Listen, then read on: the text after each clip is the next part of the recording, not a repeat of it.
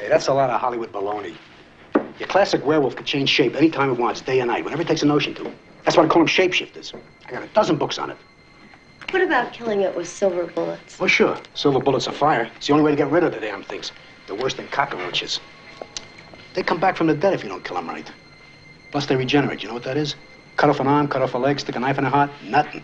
They may look dead, but bam, 3 days later, they're as good as new. You believe in this? What am I, an idiot? I'm making a buck here. You want books? I got books. I got chicken blood. I got dog embryos. I got black candles. I got wolf bane. Look at this. Silver bullets. Some joker ordered them. 3006. Never picked them up. I take Bank America, American Express, Visa. You gonna buy that or what? Welcome to the Cinematic Void podcast. Cinematic Void is a cult film series that hosts screenings in the Los Angeles area, as well as virtually. I'm your host, Jim Branscombe, and joining me as always is... Hey, it's Nick Vance, Paranoid Futures on all social media. You can find Cinematic Void on the World Wide Web at cinematicvoid.com, as well as Facebook, Twitter, Instagram, YouTube, and all the major podcast platforms. If you want to support The Void, consider joining our Patreon. Not only do you get cool perks, but you make this podcast as well as a Cinemadness movie possible. All right, Jim, what are we talking about today? Well, today we are going back to the magical year of 1981, which is 40 years ago, I guess this year, incidentally, and we are talking about the Werewolves of 1981. And this topic was picked by today's guest. He is the frontman for the awesome band Cursive, the awesome band The Good Life, and he's also an awesome solo artist who does a really mean Cyndi Lauper cover. Please welcome to The Void, Tim Kasher. Tim, how are you doing? Great. How are you two doing? Good, man. Doing good. Excellent. So, first off, when I was talking to you about being on the podcast and I said, just pick a topic and some movies within the topic, how did you come upon picking the Werewolves of 1981? So I'll confess that it was born of something I saw on social media, and I don't recall actually what the post was, but it got me thinking. Somebody had asked what one's favorite werewolf movie of 1981 was, and I'd never really thought about that before. But I'll tell you what, American Werewolf in London is one of my favorite movies of all time, and I immediately knew that was in 81, and so I knew of what they were speaking of. And then I went through and I saw a lot of people saying The Howling, and I was like, fuck, man, that's kind of crazy to me. I like The Howling. But anyway, it got me thinking, and then, so even as I looked into it some more, and I've seen Wolfen, and when I suggested it to you, I'd like to ask the two of you, is this well-worn territory, or is it just kind of coincidental that I found this on a post, and then I started thinking about it a lot?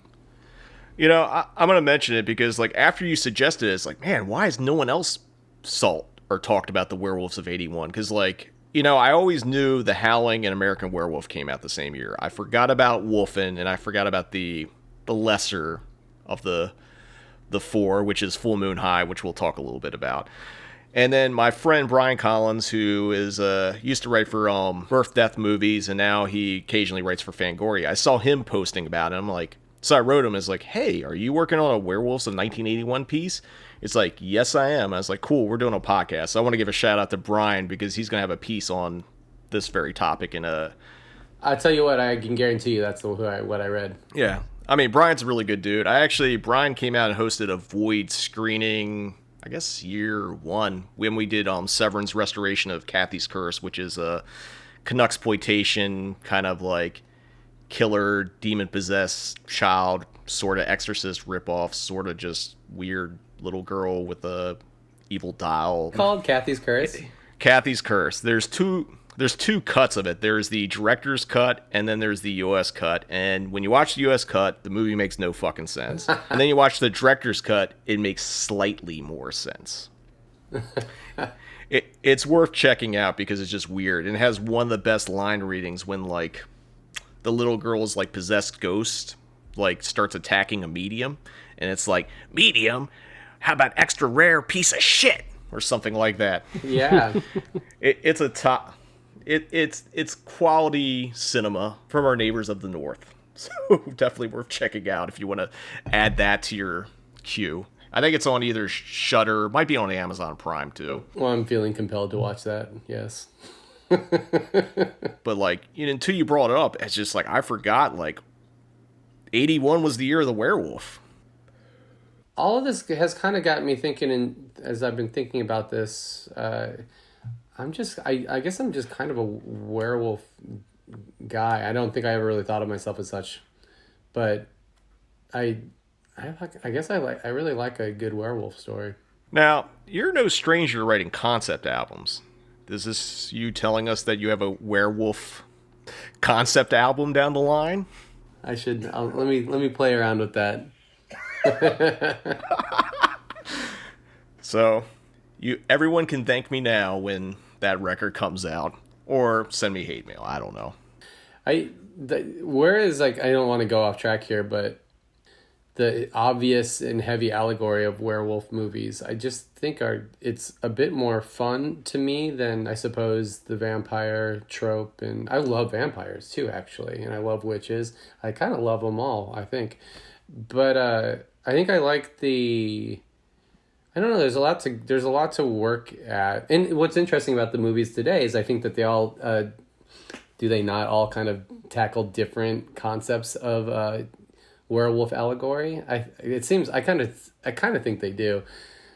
But this all has me thinking about one that's kind of the most obvious, but also a great one, is Ginger Snaps. Ginger Snaps is a really good one. I mean, we could probably, and don't feel bad about getting off topic, because we habitually get off topic. Sure. Usually pretty bad. So if you got a tangent, go for it, because one of us is going to have one too at some point. It's kind of a shame, because when I think of werewolf movies, I feel like '81 was like the peak year where there was like really, really great werewolf movies. And I think Ginger Snaps is another great one. But like, I think it might have to do with budget, because a werewolf is more expensive to make than, say, a vampire. You just put some fucking teeth in someone and make them pale. They're a vampire.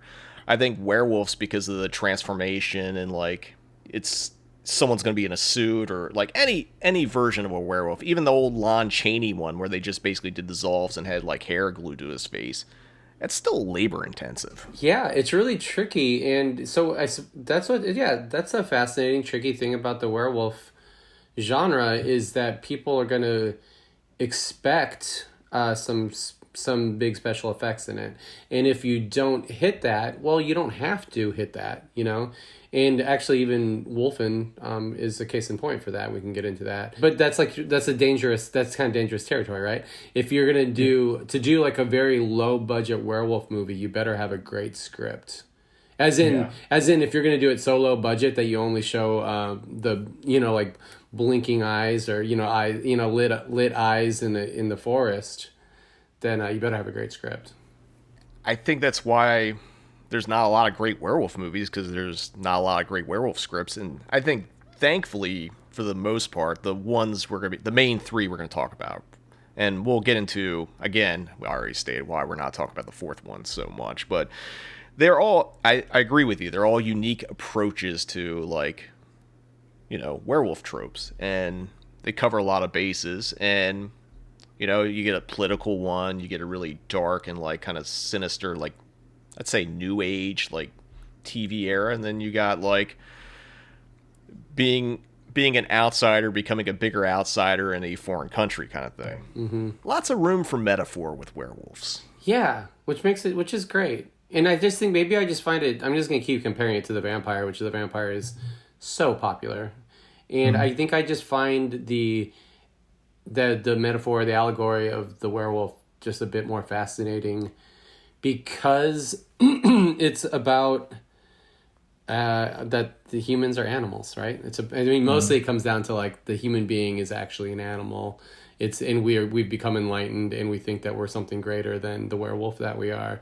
They all kind of they're all somewhat about that, I think, right? I was gonna say, like, comparing vampires to werewolves, and I know like a lot of movies have vampires versus werewolves, like Twilight. That whole fucking series is like werewolf gang or West Side Story version of like werewolves versus vampires or something like that. Maybe not West Side Story, because I don't think anyone sings in those movies. I've never seen them, so I'm just guessing here. They do the snapping though. Man, you almost sold me on watching them now. Is it like fucking vampires and werewolves like breaking this song? Jesus Christ, man. That is something that I don't think has happened, is the werewolf musical. A lot of cross genres, but there's probably a reason for that. It's probably because musicals are complicated to make, and werewolves movies are complicated to make and are very effects heavy. That's probably why there's not one. Well, let's we keep skirting around Full Moon High, but why don't we just cross that off the list real quick? So I was not aware of this one, and as you had kind of suggested to me, like maybe it's not totally worth watching, and I ended up taking on about the first half hour of it, and yeah, it's not very good. I don't want to totally denigrate it or anything like that, but it's the wacky hijinks of the comedy does get kind of tired. This is the best takeaway from so Full Moon High, which is essentially a pre-Teen Wolf. It's Teen Wolf, I mean, and so I think that's in the annals of cinema history. I think that's interesting, probably, right? Is that it is, and although I'm sure there's other Teen Wolves before Teen Wolf, Yeah. I mean, that's kind of, it's all based off of, I don't know which movies those were in the 50s, but I'm sure there was. I was a teenage werewolf. Yeah, the Michael Landon ones were kind of the precursors to like this one, and obviously Teen Wolf. Yeah, but what I found interesting about it is that it's 1981. It's name is, so it's Adam Arkin is the main kid, correct? Mm-hmm. And I don't know if either of you took a quick peek at it, revisited it in the last couple of weeks, but I had not seen it before. And what struck me for being a werewolf movie in 1981 is I thought Adam Arkin's character and sensibility and humor was very similar to David Naughton in American Werewolf in London. And it's kind of... Yeah, go ahead. No, I was going to say, that's kind of an interesting point, because like all these movies were in production pretty close to each other, so no one really knew what was doing. And like, I'm not trying to shit on Full Moon High completely, because it is directed by one of the great genre filmmakers that ever lived, which is Larry Cohen. And Larry Cohen is a funny motherfucker. If you watch The Stuff or God Told Me To, or like any of his blaxploitation movies, there's humor in it. It's really funny. This is like the one time where he did a straight up comedy, and granted it's more in that campy airplane mode. Yeah. And it just kind of falls flat. And I mean, that's the main thing. Like, if we were talking about parodies of 81 or the early 80s, obviously we talk about it. But, like, as a werewolf movie, like, it hits the tropes, obviously. And it's definitely more in tune to the 50s, or even going back to the Lon Chaney one from the 40s. It just, I guess it's just more or less, like, those kind of, like, parody, campy movies don't really date well, which is what happened to this. But, what else it has going for it? Like, it has Adam's dad, Alan Arkin, in it for a brief cameo. It has Ed McMahon for no fucking reason whatsoever. Yeah, that was weird. I don't know, man. I love Larry Cohen, don't get me wrong. It's just like, overall as a werewolf movie, as a comedy, it's not even that great. Like, even when they did that, there's a big Larry Cohen documentary that they actually skip over, because one, Larry wasn't a big fan of the movie, and the filmmakers who made it weren't a fan of this movie either. Which is why I didn't want to really left it as an option. Like, I know we would at least mention it, but like, I think we said some nice things about Full Moon High. Yeah, I mean, my impression is it must have played in a lot of theaters. I mean, it had a little bit of a run, I guess, so it should be mentioned. If you're talking about werewolf movies of 1981, it is officially a werewolf movie of 1981. So there you have it. Yeah, I mean, the other thing I think about is like, since you brought this up, it's like other pinnacle years of like certain genre monsters. Like 81 was the year of the werewolf. 85 was the year of the zombie, because that's when Reanimator, Return of the Living Dead, and Day of the Dead all came out. There's some other ones here and there, but like, it's, again, and this is why I'm glad you picked this topic, because like, when you think like the two big like 80s werewolf movies, you always think American Werewolf in London. You always think of the Howling, and we'll get into why those are more intertwined than, say, along with Wolfen, which I think Wolfen's a fantastic movie, but like there's a lot of connections between American Werewolf in London and The Howling, which we'll dive into as we go along. So with that, before we get into our three main werewolves of 81, we're going to take a quick break, but when we return, we're going to have a Bad Moon on the Rise on the Cinematic Void podcast. got a short lifeline or what? You carry the curse of the pentagram. I've always wanted to go to the Pentagon. Pentagram, stupid. Oh, what shape is that? The mark of the wolf. Worse than having the mark of the wolf, Tony discovered, he was the wolf. Look, I got some dreaded disease only whispered about in the Dark Ages, okay? Is that all? Little penicillin will clear it up just like that. Oh, no. Can't be that severe. I mean, you're running better than ever. Eating better than ever was more like it. Never again. I'll never do it again. But whenever the moon was full, he did do it again, and again, and again. Oh, God, what a bummer. Tony Walker became a hunted man. The werewolf. Man. Wolf. Man. Werewolf. The commies turned my son into a wolf. I don't know how they did it. Might have been something in the water. Maybe it was something in the air. All right, calm yourself down now.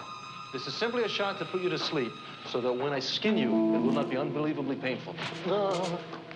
Shoot him. Shoot him. Shoot him better. They shot the camera. Full Moon High. Starring Adam Arkin.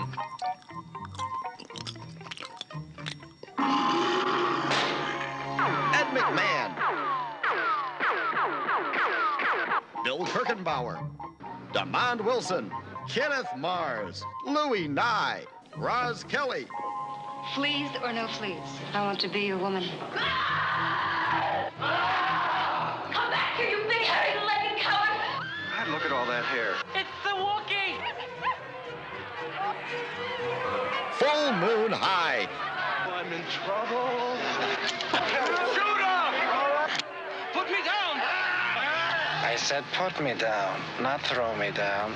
It's not just another macho football movie. What is that, beer? Is that an alcoholic beverage? Here, explain that to your mother. Full Moon High. It's not just another sleazy high school movie. Full Moon High. It's not just another teenage werewolf movie. It's a bite out on the town. Welcome back. We are talking about the Werewolves of 1981 with Tim Kasher here on the Cinematic Void podcast.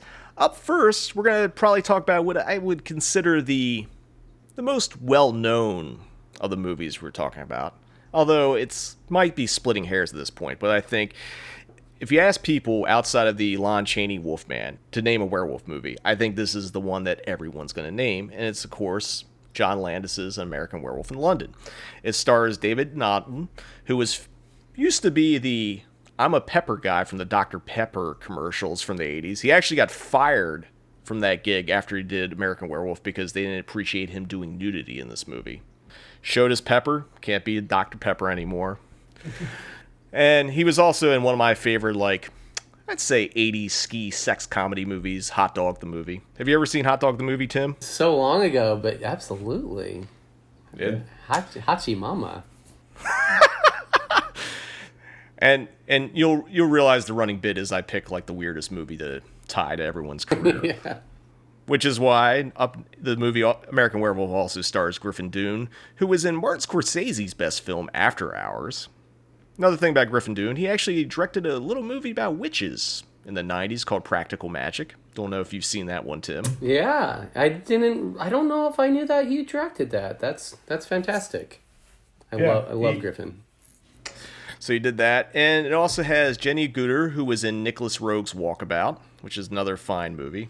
We're going all over the place. Has John Woodvine, who was in Ken Russell's The Devils. Frank Oz, who's probably best known for being a puppeteer and a director in his own right. He obviously is probably most famous as Miss Piggy and Yoda. He actually has 2 appearances in American Werewolf. He plays a character, I forget what that character's name is, and Miss Piggy appears in the movie too. So Frank gets 2 for 1. And the movie also has a cameo by Rick Mayhall, who, if you're fans of British comedy, would recognize him from The Young Ones. He's Rick the Anarchist, and he's also Drop Dead Fred. He's one of the chess players in the movie.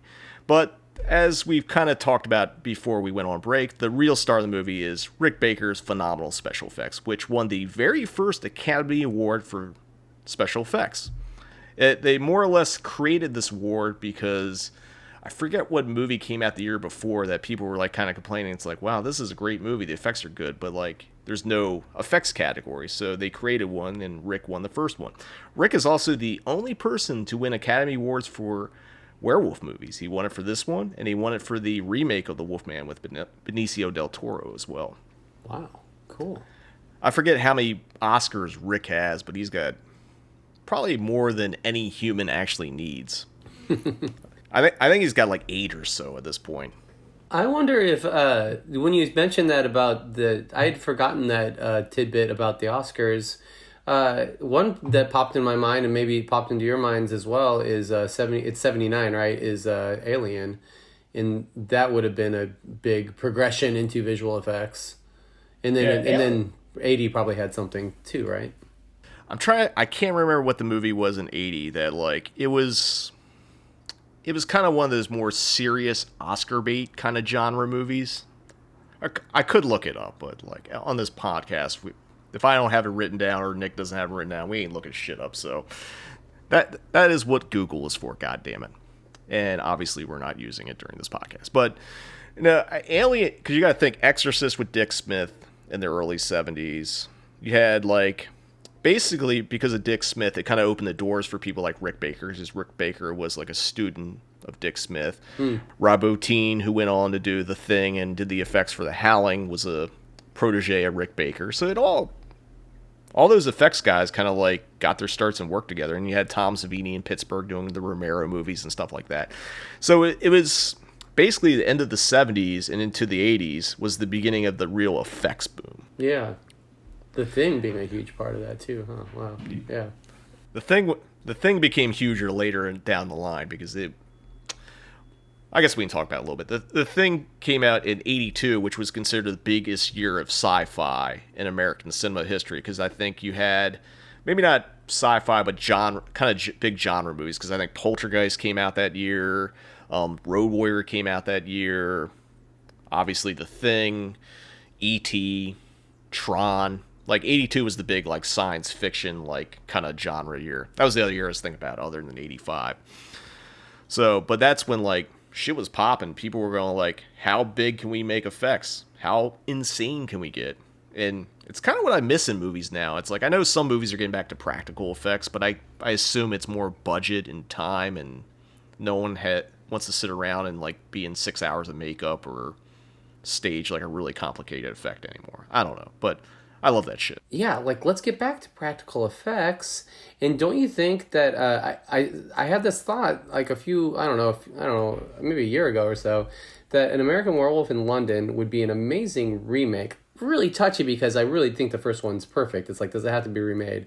But let's just say you do a remake of American Werewolf and you do all practical effects, just like, because and it'd be I think that would be such a great idea. And then I look it up and I see that it's already being in consideration with John's son, I believe. His name's Max Landis, is that right? It's been in hot water, though, so... He is boiling at this point. Yeah.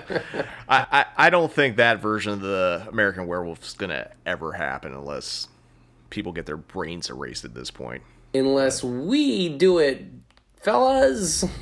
All right. Universal, you hearing this? For those who haven't seen American Werewolf, which I think is pretty impossible at this point, but we always give a little plot synopsis here. So this is your plot for American Werewolf. 2 American college students are on a walking tour of Britain and are attacked by a werewolf. One is killed, the other is mauled. The werewolf is killed, but reverts to its human form, and the local townspeople are unwilling to acknowledge its existence, which I always thought was great. It's like, I don't know what you're talking about, man. The surviving student begins to have nightmares of hunting on all 4 feet, and at first he finds his friend start reappearing, and along with other recent victims of people that he's killed as a werewolf. And they're basically telling him, please kill yourself, so that ends the curse, so we can go on to the other world. But this student, this one played by David Naughton, doesn't want to quite kill himself because he likes living. Although the werewolf portion of it is kind of making it more difficult. So, Tim, when did you first see American Werewolf in London? Oh wow! That's it feels like something that's excuse me. It feels like a movie that's just been a part of my essence my entire life. I was born in '74. It came out in '81, as we've been talking about. I don't remember the first time I saw it, but I bet I saw it in about my cousin David and I were big horror fans, even as young children. I bet I saw it around. I bet I saw it on VHS around as soon as I could. Even though despite it being R, I bet I saw it in like '84 or so. Like, this was a weird title for Universal because they actually sold the home video rights to it for years and didn't get it back until like the mid 2000s. Wow. Like it went through like all the bigger VHS labels like Magnum, and trying to think of what other ones it was on, but like it just floated around. Like Universal kind of weirdly disowned it. Universal had a weird period in the 80s. Like they got big in the genre stuff again, the biggest they'd gotten into it since like maybe the original Universal Monsters heyday, and then you're just like, yeah, we're done. Which is why like when Monster Squad came out from a different studio, they're like, hey, are you cool if we use these monsters that are sort of like your famous monsters? Like, nah, we don't care. Now, not so much with Lee Winnell doing a really, really, really great reimagining of The Invisible Man. So I think Universal's getting back into their monsters. But like, for a certain point, Universal's like, we're too classy for horror. But then they have their Halloween Horror Nights at the Universal Studios in LA and Florida. So I guess they had to change the heart.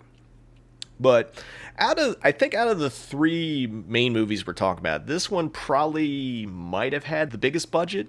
Wolfen might have had a little bit more because that was, I guess, trying to be a serious thriller. Interesting enough, John Landis wrote his first draft of the script in the late 60s when he was in Yugoslavia as a PA on Kelly's Heroes.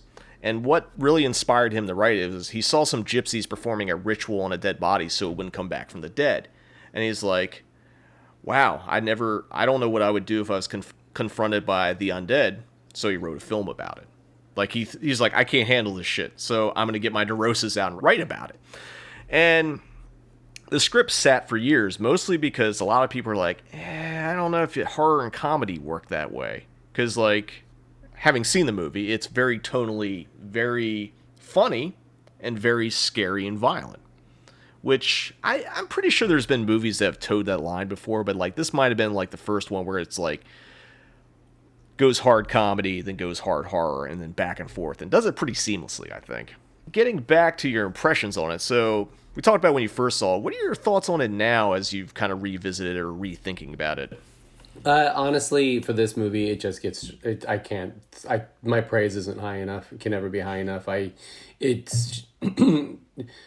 was something I think I immensely enjoyed as a child, and as an adult, I do vaguely remember at some point in my 20s, kind of giving it revisiting it and recognizing that it was just really a work of art in my mind.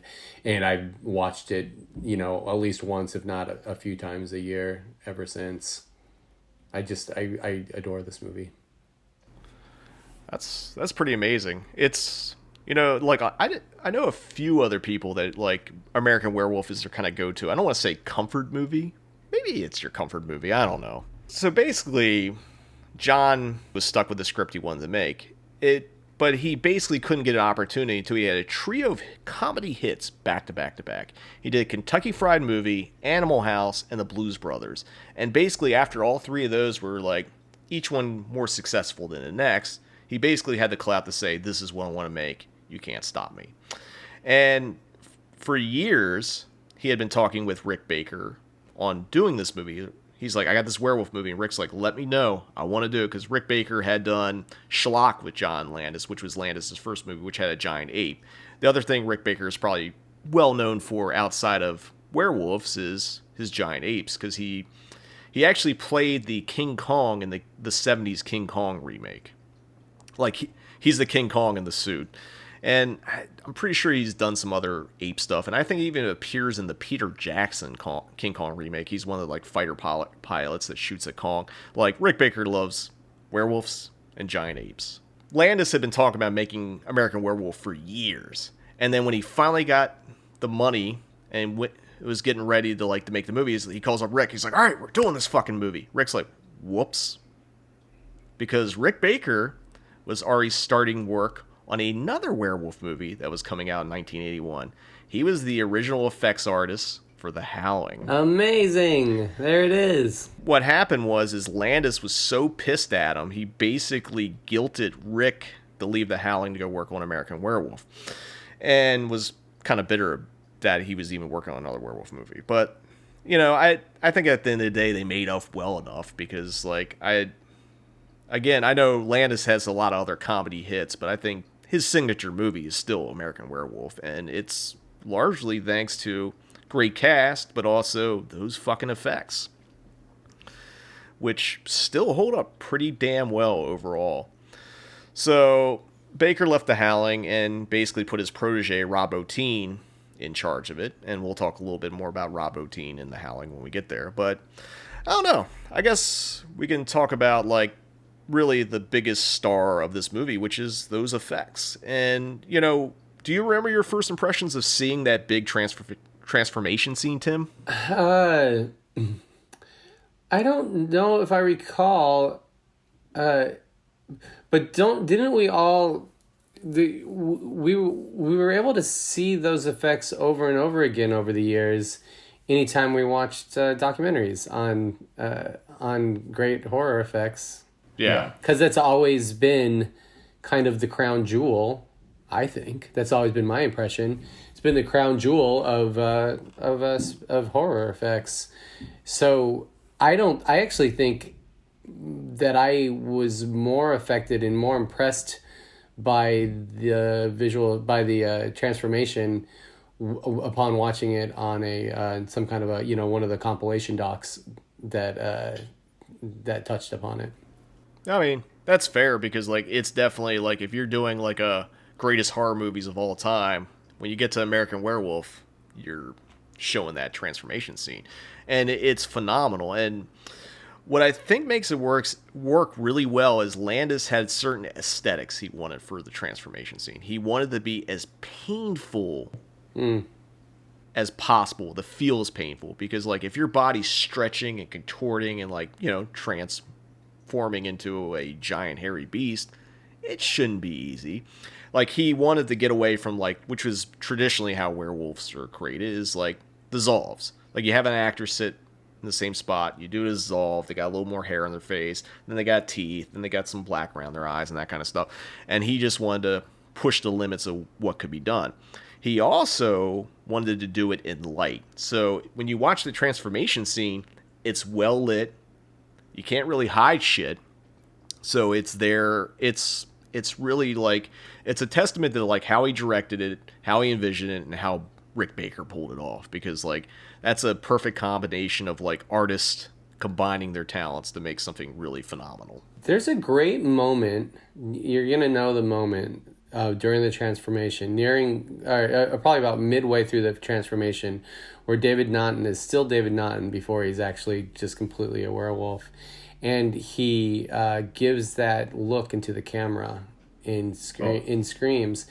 And I'm sure that many people find that to be a bit cheesy, but I think it's a nod to classic horror, and I think it's fantastic. I think it was kind of a bold decision to make, because it does come off a little cheesy, and I think it's so cool. I think it totally pays off. I agree with that because it's, there's definitely a cheekiness to the transformation as well, Now, Nick, I believe you're also a very huge American Werewolf fan, right? I am. I definitely used to put this on to go to sleep to, which is it's not it's a boring movie, but it's a comfort movie. So you just throw it on, and I've seen the first half an hour of this movie fucking 100 times, straight up. But yeah, absolutely love it. Of course, the effects. I love how it moves back and forth so seamlessly between the horror and the comedy aspects. It'll cut scene and it'll be a phone ringing or something. It'll just scare the shit out of you, like a good legitimate jump scare that was earned. Yeah, I mean, you get ultra-violent werewolf maulings, and then you got David Naughton running around naked at a zoo. Mm-hmm. It's, you know, it's like your extremes of very broad comedy and very graphic horror. And, you know, we were talking about the transformations in, like, the final werewolf, but, like, I think there's some really, really great effects that, like, I know people know and talk about, but I'm talking about Griffin Dunne's, like, decaying zombie effect, and as well as the werewolf Nazi sequence, because those are, like, what Griffin goes through in that movie, and the way he just decays, as well as, like, all the other, like, victims, because, like, he starts out as kind of a zombie, and then eventually he's just, like, a skeletal puppet, like, towards the end. It's really well done, it's really effective, and that Nazi werewolf sequence is just fucking scary.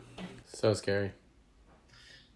Very scary for David Naughton, too, because apparently the people that were in the werewolf masks had the knife to his throat. Like, they used a real knife in one of the shots, and, like, they couldn't see him at all, so that this guy's just waving a fucking knife at his throat, and he's like, please don't kill me. So that's one of the scariest parts of the movie. For my money, the absolute scariest part of the film is David Naughton scowling out in the woods in the dream sequence. Yeah. Apparently that him in the woods, and I think he said the transformation in the bedroom or in the apartment or whatever were the two toughest scenes for him. Like, I always forget about, like, that weird, like, him in the woods dream sequence. It's really, yeah, it's damn, it's good. Another scene I'd love to give props to, because it's one of my favorites in the movie, is the very now famous subway scene. Oh yeah, that is an excellent set piece for, like, any movie. Like, the way they build it up, like the cross cutting between, like, werewolf point of view and the guy running and all that stuff. Like, it's, I mean, there's some great set pieces, and it's like when the first thing you think about is that amazing transformation, you also got to realize, and we talk about it, is like you have to have a good script, and like the script is full of like great comic beats, really great like terror scenes, and like the tube scene is like really, really like, it's kind of haunting, and it's really fucking scary, because like every time I watch that scene, I get put in that person's shoes and like running for my life. It's like, what do you do? Because really, there ain't much you can do. We can talk about like some other kind of weird facts or trivia for this movie. First one, which I just find weird that any movie does it, but this movie did it, and I think it was more for the performances than the effects and stuff, was the movie was shot in sequential order. Oh, wow. Which you really wouldn't think. They basically went from like the opening and the moors and all that stuff to like the end. It was shot chronologically. And I'm surprised they let it happen, but like, you know, at that point where Landis was like on the upswing. And granted, like that ended up being a little short-lived because of what happened on the Twilight Zone movie, even though he had a bunch of other hits after that with Eddie Murphy, obviously. But like, you know, I don't think like a director now, like on a big studio movie, is like, you know what, I want to shoot in order. Mm-hmm. Like, that ain't happening. But they did on this one.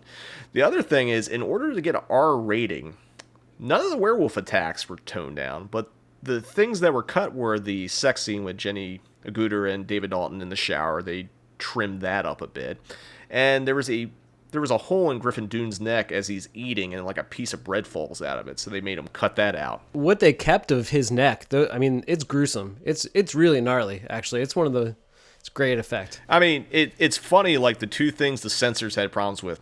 The sex scene's too long in this werewolf movie, and can't see anything falling out of that dude's neck. Like that was the line. The porno film in the movie is called See You Next Wednesday, which is a running gag that's in a lot of Landis's films. You'll either see like a movie theater marquee or a poster or a billboard that says like See You Next Wednesday. So like that's his running gag or MacGuffin or whatever you want to call it. Landis actually got that's a line from 2001. It's Dr. David Bowman talking on the phone, I think to his parents or something like that. He says, "See you next Wednesday." Yeah, and he's ran with it in like every movie since. This is interesting, and when I looked it up, it's like, really? That's it? Elmer Bernstein, who was the composer on this movie, only 7 minutes of his music is actually used in the movie. Like, composed music. And that's like, really? And I think he made a bunch of cues, but like Landis ended up not using everything, but just those 7 minutes. Like, he wrote a cue for the transformation scene that Landis ended up like dropping out and putting the song in for. Mm-hmm. All the songs featured in the movie have the word moon. However, there were 2 songs that Landis was not allowed to use. The first one was Cat Stevens' Moonshadow, because Stevens had converted to Islam and didn't want his music associated with a horror movie. All right. When you think that, like, of Harold and Maude, with all those, like, great, like, Bud Cort fake death scenes. Right. I could see it, but I guess different world. And the other one he couldn't use, he wanted to use the Bob Dylan version of Blue Moon, but this was during Dylan's Christian phase, so Dylan didn't want his song in an R-rated movie. Wow. So religion just really rearing its head for both of those cues. And he also wanted to use the Elvis version of Blue Moon, but like that was more with like Colonel Parker and stuff like that. Wouldn't license any Elvis music for the movie.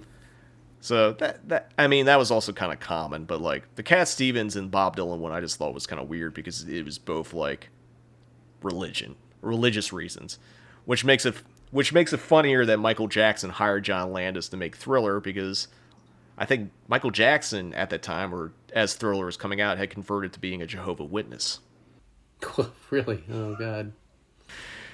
Well, we're covering all the different religions here on the Cinematic Void podcast today.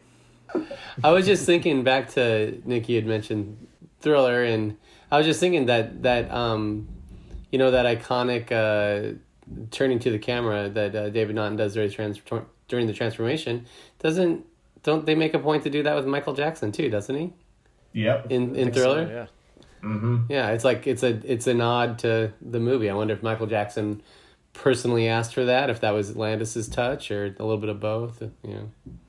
That I was just gonna say I didn't know until you guys said it that Landis actually did Thriller too. And now I'm kind of blown away by that. And friend of the Void, Mick Garris, who went on to direct the original TV version of the Stand, as well as Critters 2, and he also did Sleepwalkers. He has a little cameo in Thriller as well. He's one of the zombies. Funny. which is funny because he also has a cameo in The Howling as well. Wow. Mick got around, which is why, like, incidentally enough, years later when, I don't remember if you remember the TV show Masters of Horror. It was like a Showtime show that Mick Garris produced. He actually had an episode directed by Landis and an episode directed by Dante. And he actually was holding, which spawned the show, was he do a Masters of Horror dinner. So we get all the horror directors and icons together. So it'd be like Stuart Gordon, Joe Dante, Toby Hooper when he was still alive, Wes Craven, John Carpenter. They all have a dinner. So they had these dinners and they spawned a TV show off of that. I love it. And Larry Cohen, too. Can't forget Larry, because we did talk about him. Yeah. Now, here's the weirdest piece of trivia I read, and I'm going to say it, and then I want all 3 of us to imagine this version. So the producers originally were hoping Landis would cast Dan Aykroyd and John Belushi as the leads, because of the success of Blues Brothers. Now, imagine American Werewolf with Aykroyd and Belushi. Wow. That's tough, but, in an alternate world, Landis did a great job with this, and I think he could have made it work. The hardest one is figuring out which role Dan Aykroyd and John Belushi would play. Like, who would be what? Would Dan Aykroyd be Naughton? Would John Belushi be Griffin Dune? Absolutely. I think absolutely. It's immediately the way I saw it. Yeah, I think that's the only way. Yeah, because Griffin's the comic relief, and that's Belushi over Aykroyd. Yeah, I agree with that. I was trying to picture it the other way, and I just really couldn't. Like, I could almost see this as a thing. But the reason why Landis didn't want to do it, he wanted to have kind of more unknowns, just so it didn't have that baggage. Because if you coming off Blues Brothers and then you have a werewolf movie with Dan Aykroyd and John Belushi, I think the expectations coming in is you're going to get Blues Brothers with a werewolf. Yeah, and the more I'm thinking about it, I think that they could have made. I think the movie could have been good, but I don't know if we'd be talking about it right now. Funny enough, the other reason why Aykroyd and Belushi weren't in it is they were shooting Neighbors at the same time American Werewolf went in production, and they actually wanted Landis to be the director of Neighbors. So, and he wanted to do American Werewolf instead, and I think he made the right choice. I actually like Neighbors, but I think when you talk about cultural genre milestones, you have American Werewolf in London, and Neighbors is a pretty solid movie. Well, I do think of Dan Aykroyd in the opening of Twilight Zone, and do you want to see something really scary? And it's that same flash, like in the woods, of David Naughton's face, you know? Arguably the best, to me, the best part of Twilight Zone is that scene. The Aykroyd scene? I think Landis directed the wraparounds on that. I could be wrong about that. And we famously, or most people famously, know what happened on his official segment of that movie, which kind of, was not very good. Which you can, if you don't know it, you can Google it. There's actually a book on that whole case. So I don't know. I feel like I'm now taking everything down quite a bit as we talk about real life trauma, but not trying to bypass it. Just, if you don't know, John Landis was directing his segment Twilight Zone, and there was a helicopter crash that was unsafely handled, and it killed 2 Vietnamese children actors and Vic Morrow, for those who don't know. And it was a big court case. It was a big messy thing, and it pretty much derailed Landis's career from here on out. Like I said, he still had other hit movies, but those movies were more hits because of Eddie Murphy than maybe John Landis. So to kind of switch tones, just like American Werewolf, I guess, I don't know, what's everyone's closing thoughts on American Werewolf in London? Maybe it would be good to, as we close on each of these movies, to just consider what I like to back to the Allegory. I like to play around with what these movies are about, and I think the American Werewolf in London, of these 3 movies, is the most fascinating one. I'm sure there's a lot of different takes of what Landis, or what ultimately this movie's trying to say. I like to think that to call it an American Werewolf in London, this might be a little bit of a, this is a stretch, but America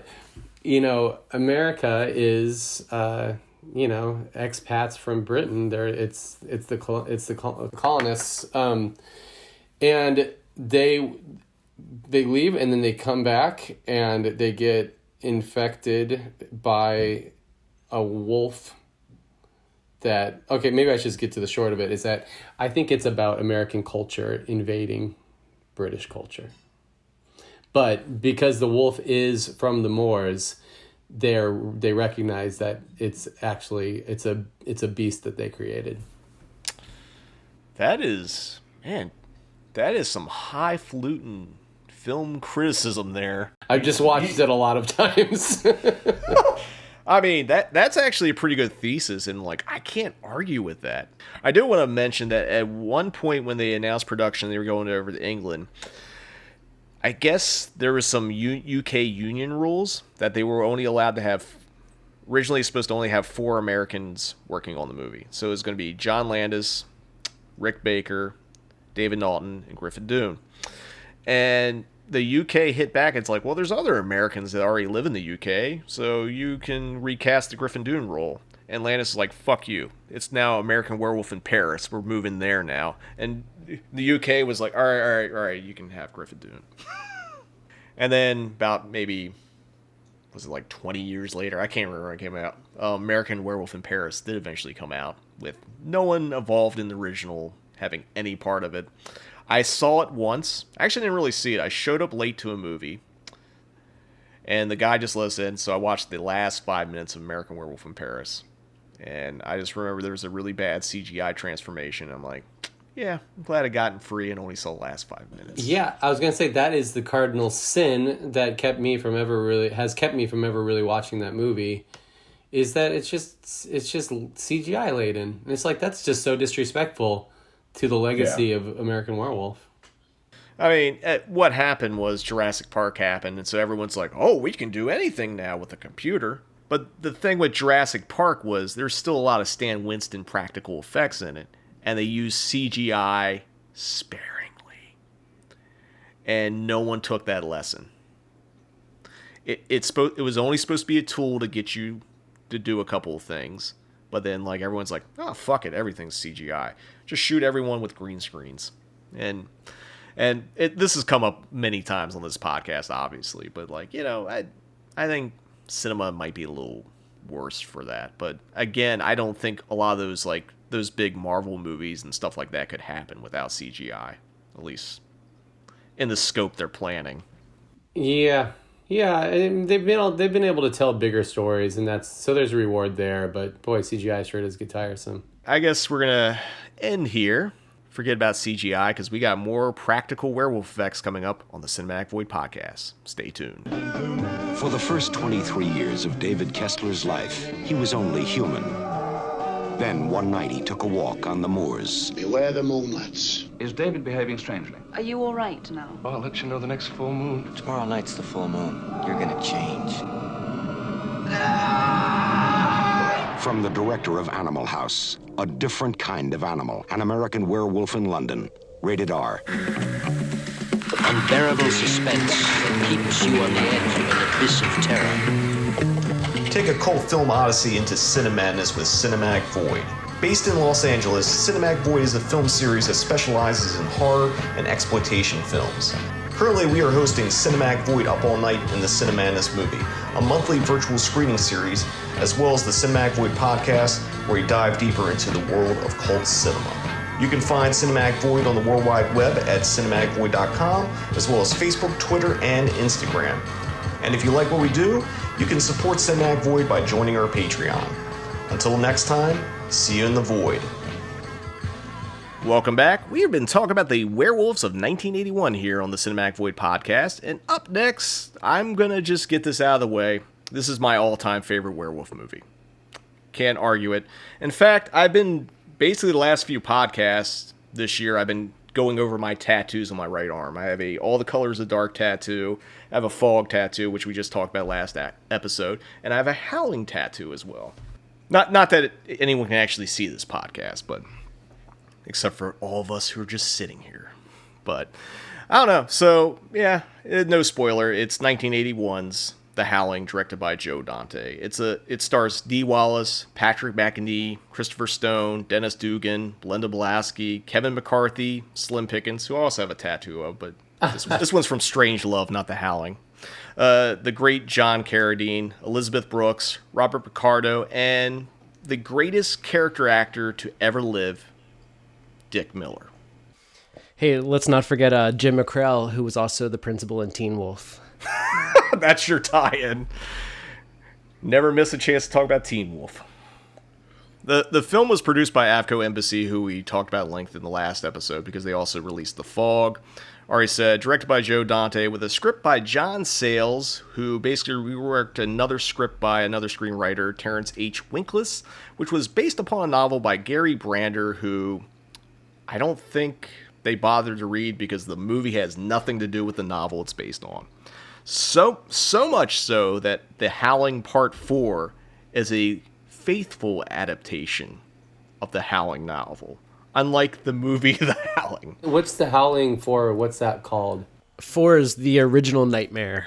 Yeah, this is original Nightmare because they're adapting the same book that was supposed to be adapted for the first one. Funny. Now, Nick is actually an avid reader, so when I asked you this, Nick, have you ever read The Howling? I have not read The Howling. No, that's one I missed. Okay, so nothing on The Howling here, at least on nothing. What my understanding is they changed a lot. They changed character names, they changed situations. It's just funny enough. Howling 2 is actually a book by the same author, and I think he wrote the screenplay for Howling 2, probably because he wasn't happy with what happened to his novel in Howling 1, or one of those. I think he wrote 2 or 3, but like he even changed stuff from his own novel. So go figure. No one gives a shit about the Howling novels except for Part 4, apparently. No one takes the prose seriously, damn it. But, John Sayles is probably one of the great indie filmmakers. Now. He also worked with previously with Dante because he wrote Piranha for him. And then he also did another, I guess, animal attack movie. He also did Alligator, which stars Robert Forster, directed by Louis Teague. Before Sayles was making Lone Star and things like that, he was cranking out that genre fare. Yeah, I was surprised to see Sayles was a writer on this. That was pretty cool. Yeah, and he appears in, he does cameo or did cameo bit parts in other Dante movies. I think he's got a cameo in Matinee with none other than Dick Miller. So, a couple other things I want to talk about before we get into the plot. The soundtrack is by Pino Donaggio, which is one of the great composers. He also did Don't Look Now. He also did Piranha. He did some of the later Argento movies. Really, and he did, obviously, Brian De Palma movies. He did Blowout, and I think he did Dress to Kill as well. Set designs by Robert Burns. Normally, I don't rarely bring up set design, but Robert Burns worked on Texas Chainsaw Massacre and actually recycled some of his props from that movie for The Howling. Wow. And last, but certainly not least, the top-notch effects are by Rob Bottin, who, basically got the gig because Rick Baker left to go do The Howling. Now, for those of you who haven't seen it, which seems weird that you're listening to a podcast about these movies without seeing it, but, it happens. After a bizarre and nearly deadly encounter with a serial killer, a television newswoman is sent to a remote mountain resort whose residents may not be what they seem. So, I'm going to ask you, just like for American Werewolf, do you remember the first time you saw The Howling, Tim? Not as young, but, in the 90s, I mean, I'm a horror fan, and so I don't remember the first time watching it, but it seemed like it's been with me for a long time. I just rewatched it, a couple weeks ago, and I really, to be honest with you, I think that was only maybe like the third time I'd seen it. It was a good viewing. I was glad to check it out again. Now, Nick, I know you love werewolf movies, which is why you were excited that Tim picked this topic. What are your thoughts on The Howling? Just in high school, I really liked the first two in particular, and would rent them often and watch them. I of course think The Howling is just like American Werewolf in London. It's if not perfect, damn near it. It really is. But I don't know. American Werewolf is probably better if I really have to choose. But yeah, Howling's great. But I haven't watched it a lot since the 90s, so I just rewatched it this past week and still holds up. Still fucking great. It's kind of funny that American Werewolf is, I'd still say, much more beloved than The Howling, but working at the American Cinematheque and the Egyptian Arrow, I could tell you we've screened The Howling a lot more than we've screened American Werewolf in the last 6 or 7 years. And I'm not sure the reason. Are you the reason? No, I have no reason. It's funny enough, it's like The Howling is my favorite werewolf movie. It's also my favorite Joe Dante movie, and I've never screened it as a void screening. It's played for Beyond Fest. It's played, right before the pandemic hit, it was a combination between UCLA and us and I think another organization venue that did a tribute to John Sayles. So we did I think the Egyptian, on Valentine's Day of all days, did a double feature of Piranha and The Howling with John Sayles and Joe Dante together, which was really cool. I said this is my favorite werewolf movie, and I'll get into it as we talk about it, but I think the thing that really kind of makes me like this more than American Werewolf, and it's not me trying to be just the dick saying I like this one better because of this. It's just I love the mix of Hollywood sleaze, so it's like a sleazy LA exploitation movie. It's also a newsroom movie, which I'm a sucker for if your movie takes place in a newsroom or a newspaper. I love All the President's Men and things like that. I like Network as well. Actually, I should say I love Network, so I love that angle as well. Plus, you get new age cult stuff in it with the Patrick McNeese retreat for werewolves who are trying to be more civil, I guess. And of course you get a werewolf movie. So it's all those things are kind of what really, really speak to me. And it's just I don't know. The movie's dark. It's funny, but it's in a different kind of funny thing. It's really mean-spirited, which I know that's not something that everyone looks into a movie, but I think there's a certain quality when a movie is really fucking mean and means it. And this movie is really, really mean. Like, you know, it's not really a happy ending movie either, which we'll talk about a little bit more here. The other things I like about this movie, it's like, you know, like American Werewolf, there's plenty of puns and references to other werewolf stuff. And, you know, Dante, you know, is an avid film collector. He loves movies. And this movie, like, has a lot of werewolf in-jokes. Like, you know, on a TV, there's like a werewolf cartoon. You see a copy of Allen Ginsberg's Howl on someone's desk. And I think most of the characters, if not all, maybe not all, but a lot of the characters in the movie are named after people that directed werewolf movies too. Oh, cool. So there's a lot of things. And I guess, and I've already mentioned Dick Miller, but like the thing that puts The Howling over American Werewolf for me is basically Dick Miller. And I know he's an extended cameo. It's a bit part. It's a character actor part. But goddamn it, I love his bookstore owner character, who's named Walter Paisley, which is a nod from his character from Roger Corman's Bucket of Blood.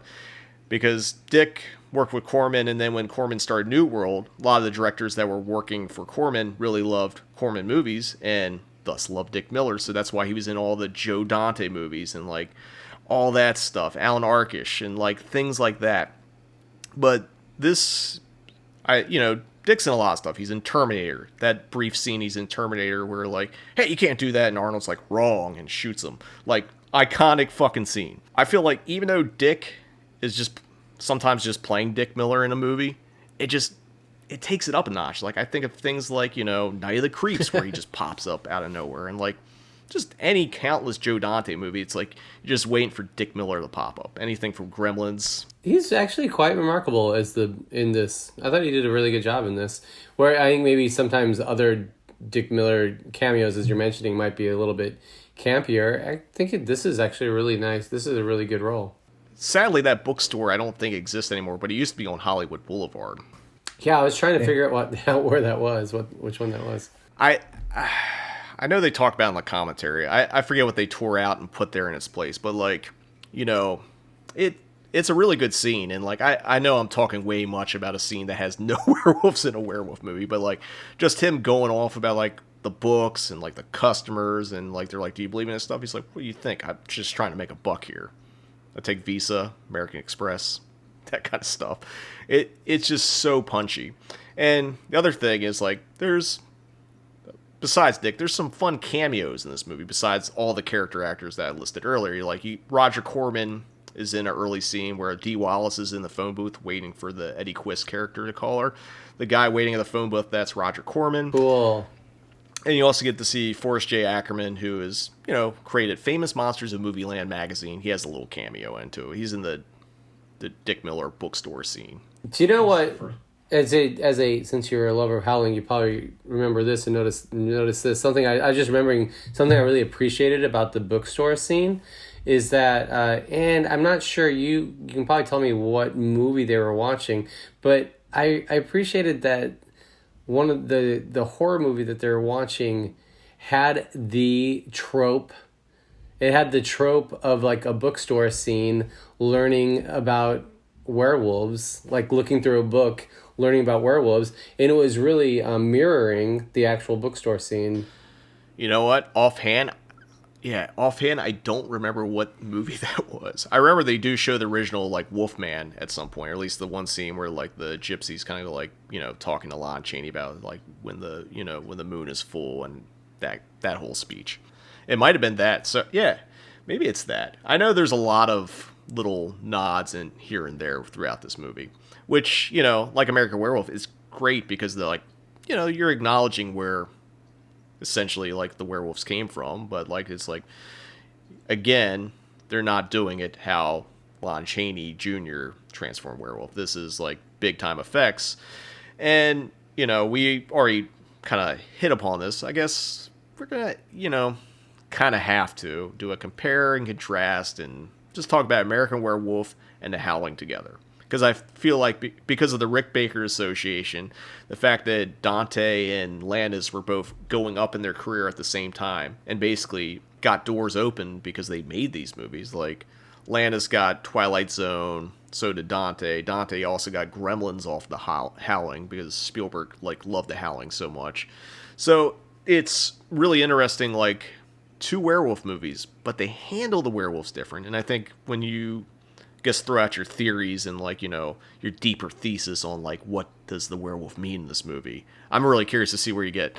But I guess the first thing we're going to talk about is the werewolf transformations from the Howling and American Werewolf. American Werewolf, that transformation's all in light. The Howling's more in the dark, which is traditionally how you do effects because you're trying to hide wires and seams and shit like that.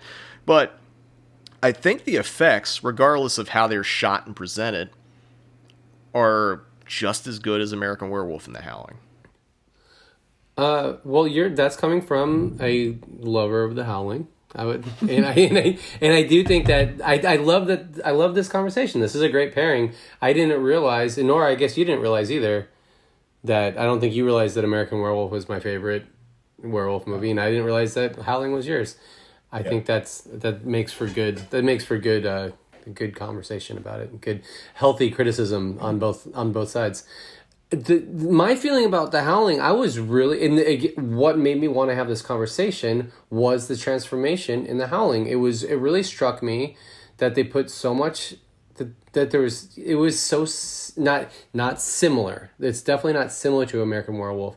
But it is similar in the sense that there was a lot of time and energy, a lot of time, money, energy, effort placed into the transformation. And maybe somebody could just offhand say well, that's a werewolf movie for you. But no, not really, right? We all know that. A lot of movies they can't afford it. I thought I have the high praise for the transformation scene in The Howling, and I'll only say that it would have looked so great and nearly impeccable if it weren't for the fact that American Werewolf exists. American Werewolf in London exists. And the fact that American Werewolf in London exists makes The Howling, sadly, a very strong, effective transformation scene that is not as strong to me. And that's my criticism, my take on it. I mean, that's a fair point. And I like them both. And I think they're both different. And obviously, the American Werewolf one is more about the pain of transformation. The ones in the Howling, because there's the big one, but then you see other sort of partial transformations throughout the movie because there's American Werewolf has one werewolf. Howling has a fucking community of werewolves running around, and it's picking straws, and obviously the majority of genre fans and horror fans or people that don't even watch horror movies that know movies are going to go with that American Werewolf transformation. And that's a fair point. The thing why I think The Howling is just as good is because it had less money than American Werewolf that they had to pull off. And I see that, and I totally agree with you. I find that so impressive. I think that's so cool. I felt like I could sense a certain budgetary limitations in the transformation, and the fact that the transformation is still so effective, it's great. I really don't want to denigrate it too much or diminish it. I really do. I'm sincere in saying it's a great transformation scene, and if only American Werewolf didn't exist, I would think it was greater. I mean, I think that's why when you talk about genre filmmakers and signature movies, I think a lot of people consider Landis, American Werewolf, that's his signature movie. Joe Dante, and I love Joe Dante, and I love his films, and I think he's probably had one of the more consistent careers out of a lot of people, and that's doing near kids movies and all that. He never really got that title that is just all his, because if there was no American Werewolf in London, I think The Howling would be the gold standard werewolf movies, and then I think of Gremlins, which is clearly, a phenomenal movie. But it's also got the baggage of it's produced by Steven Spielberg. So it's I think Dante never really... He's made, I'd say, tons of A+, 10 out of 10 movies. Or 9 out of 10, or whatever criteria you want to go with. But he never got that full-on, iconic signature movie that when you first say his name, because when you say Joe Dante, you start like, oh, The Burbs, oh, this or that. Like, you go off a list of movies. When you say John Landis, American Werewolf. When you say John Carpenter, it's either Halloween or The Thing. When you say Wes Craven, it's A Nightmare on Elm Street. And I'm not saying that's a bad thing. I just think, like, when the way people organize, like, filmmakers, and you get into the auteur theory, if we were going to get very heady about this, it's like Joe made some incredible movies, but none of them get considered as like the signature one that takes it over the top, if that makes sense. Yeah, I'll just give him. I'll give him more credit that, and it's all, you know. It's we all receive our information differently, but I do think of Gremlins as a Joe Dante film, more so than a Steven Spielberg thing. But you know, you're probably right that the public at large might be confused and think that's a Steven Spielberg movie or something. You know. Yeah, I mean, there's no debate that Joe Dante was the director on it. Like, the movie's quintessentially Joe Dante. But I think when people think of Gremlins, you don't think of the director, you just think of the movie. Whereas, like, if you think of that's more the point I'm getting at. When you say American Werewolf, you instantly like John Landis, Rick Baker, and all that. And I think it's a shame that, like, Joe isn't appreciated in that kind of spectrum. Because, like, you know, The Howling's great, Piranha's great, The Burbs is phenomenal. Like, he's made a shit ton of really phenomenal movies. And, you know, he worked on all around. Like, you know, he started as editor for Roger Corman. He had his high ups. He got a shit ton of money to make Gremlins 2 and made one of the weirdest big studio movies ever. Really grand praise for Joe Dante. Back to The Howling is this viewing I just did the other week. You know, again, the transformation is really great, and that struck me. But what struck me the most was like the directing, and it really made me proud of Joe Dante. I was like, damn, Joe Dante is like, he's a great horror director. There is, I guess, just a couple scenes in particular, but the most importantly to me is, and you'll be able to feed me, I think the actor's name. Nick and I were just joking around actually about, because it's in your screensaver, the screen behind you. It's the woman, and so it's the buddy who comes to check things out. It's the woman. It's Belinda Blasky. She was also in the Piranha, the previous Joe Dante, John Sayles joint. Gotcha. So her big scene where she goes out, she's kind of researching the island, or it's not the island, but she's researching the kind of resorty area, the Santa Barbara area, and then she goes to that cabin. That scene is remarkable. Mm-hmm. Where she starts being attacked, by the mysterious werewolf we never.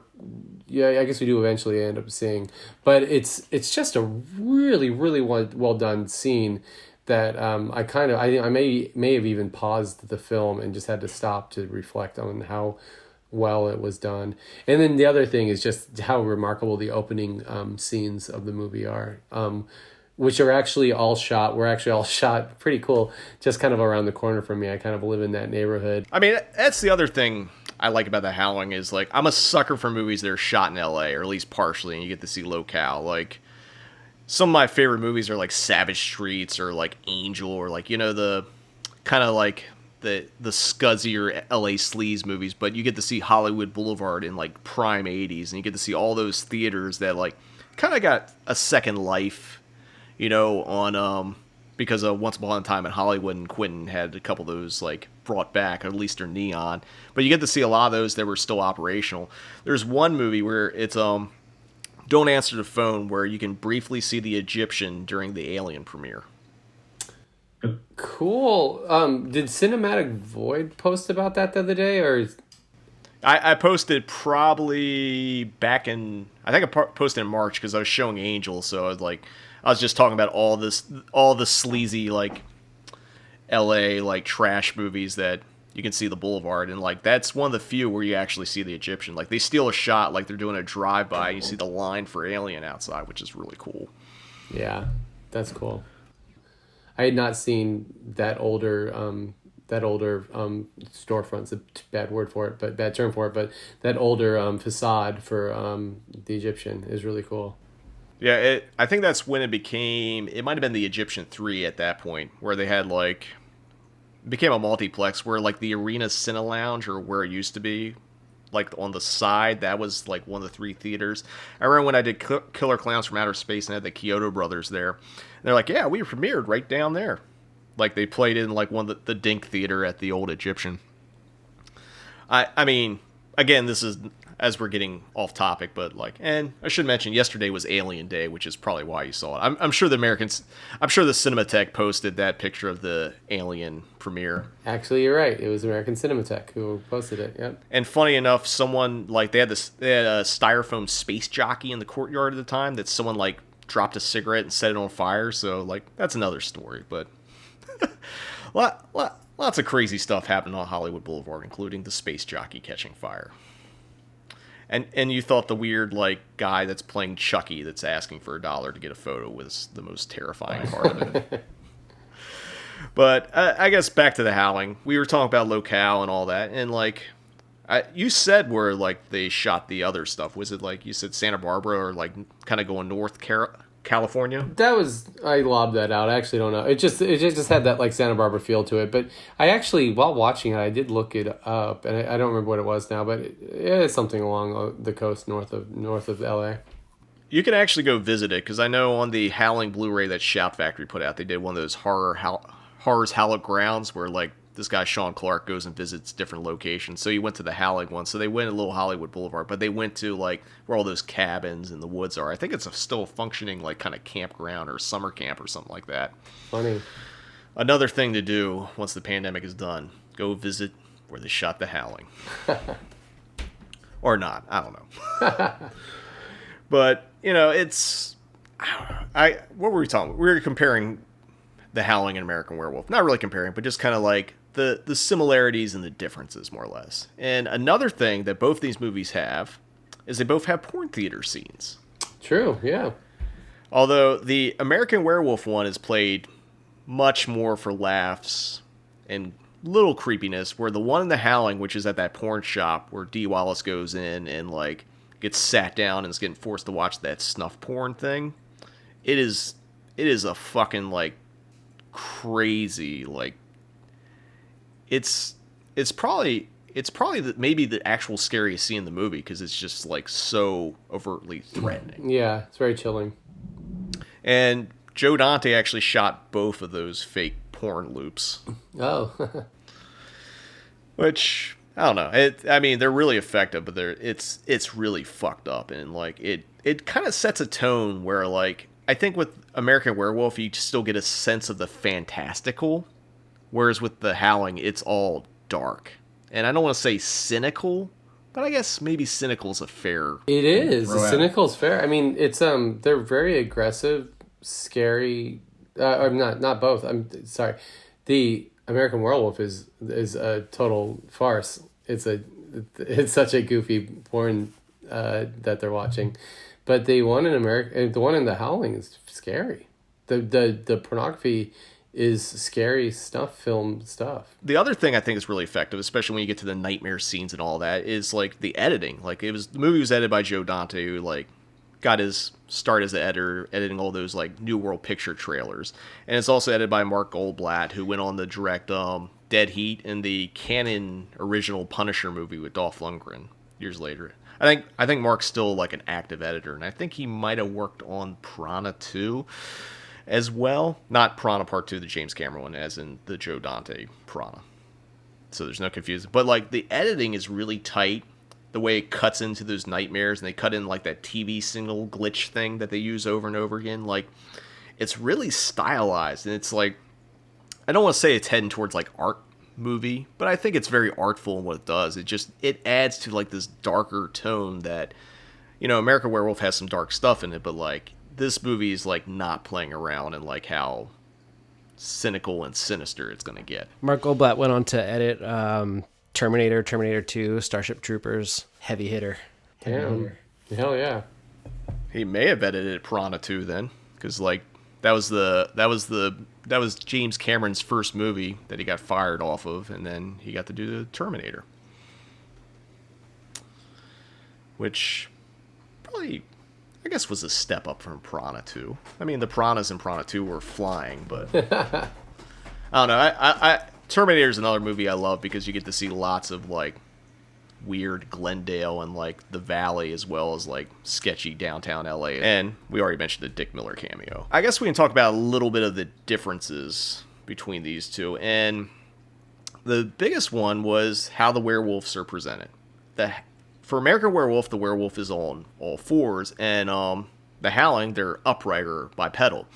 And funny enough, when Rick Baker was working on American Werewolf before American Werewolf actually happened, he envisioned the werewolf being upright.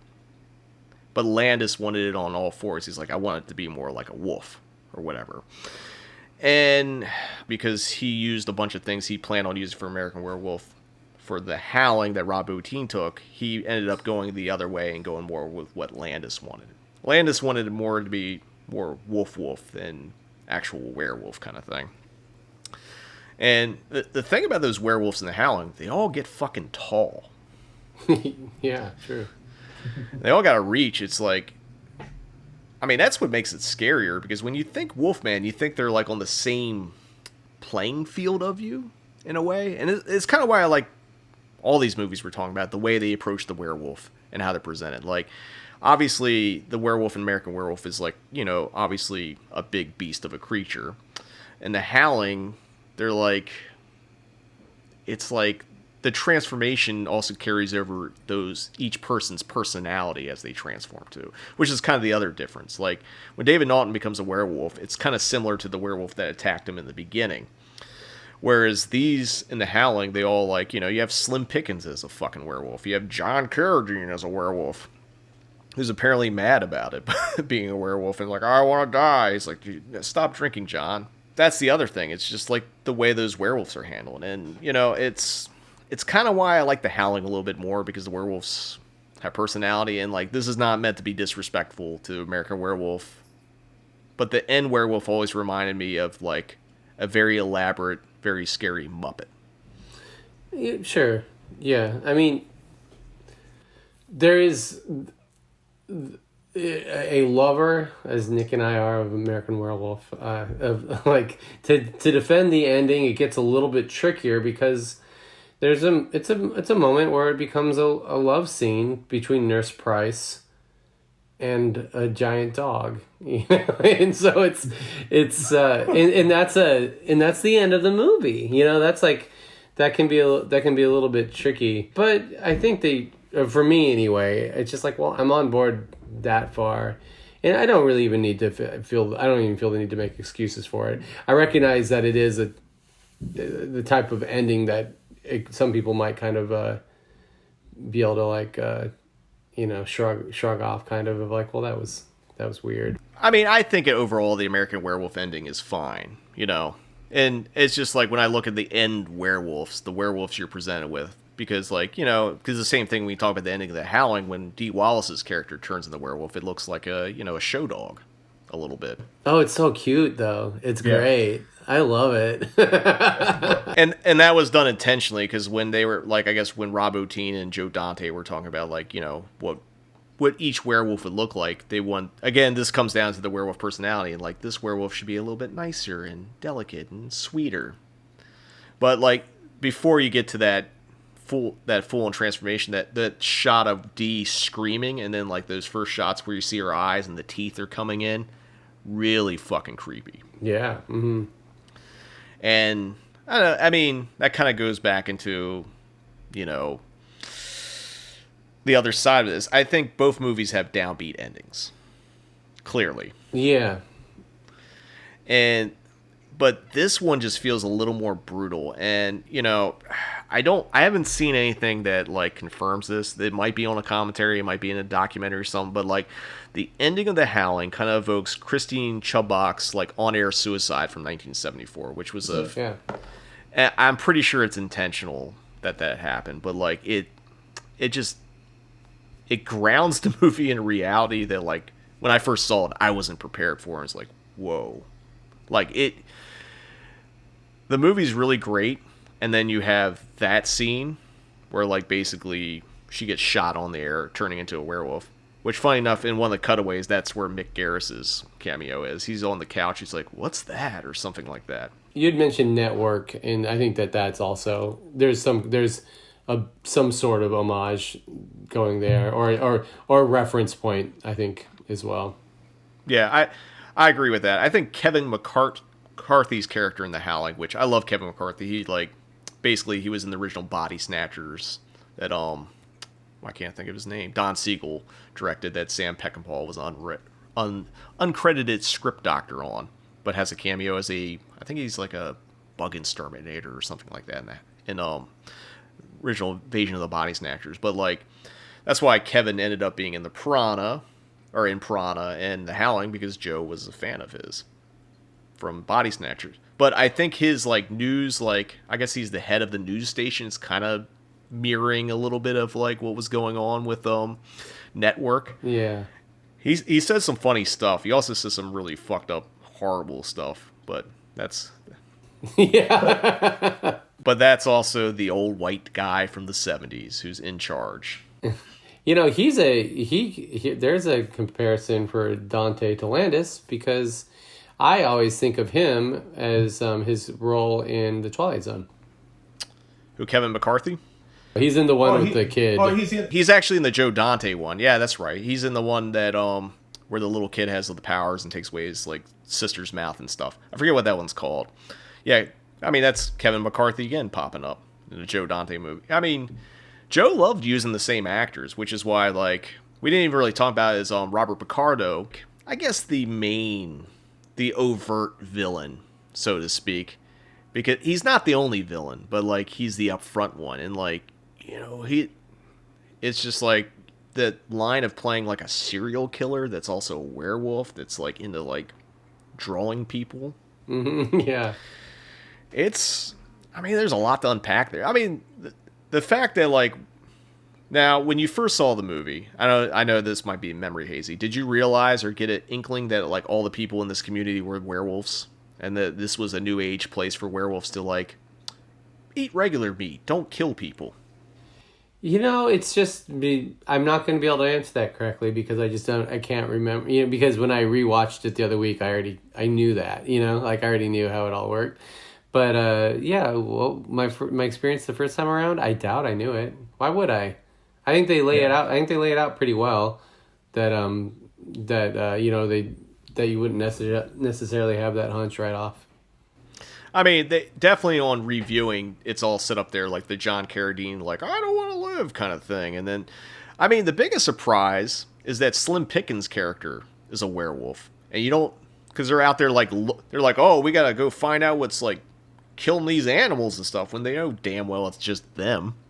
Like, that's the funniest thing is like, well, we got to keep up this facade. And he's like, the sheriff, but then at the end you see Slim with like werewolf fangs and like those glowing eyes with a shotgun. It's really unexpected and cool, especially when like you get to the barn scene where like they all, even like Patrick McNee's character is a werewolf, even though I don't think he actually transforms, but he does get shot with a silver bullet there.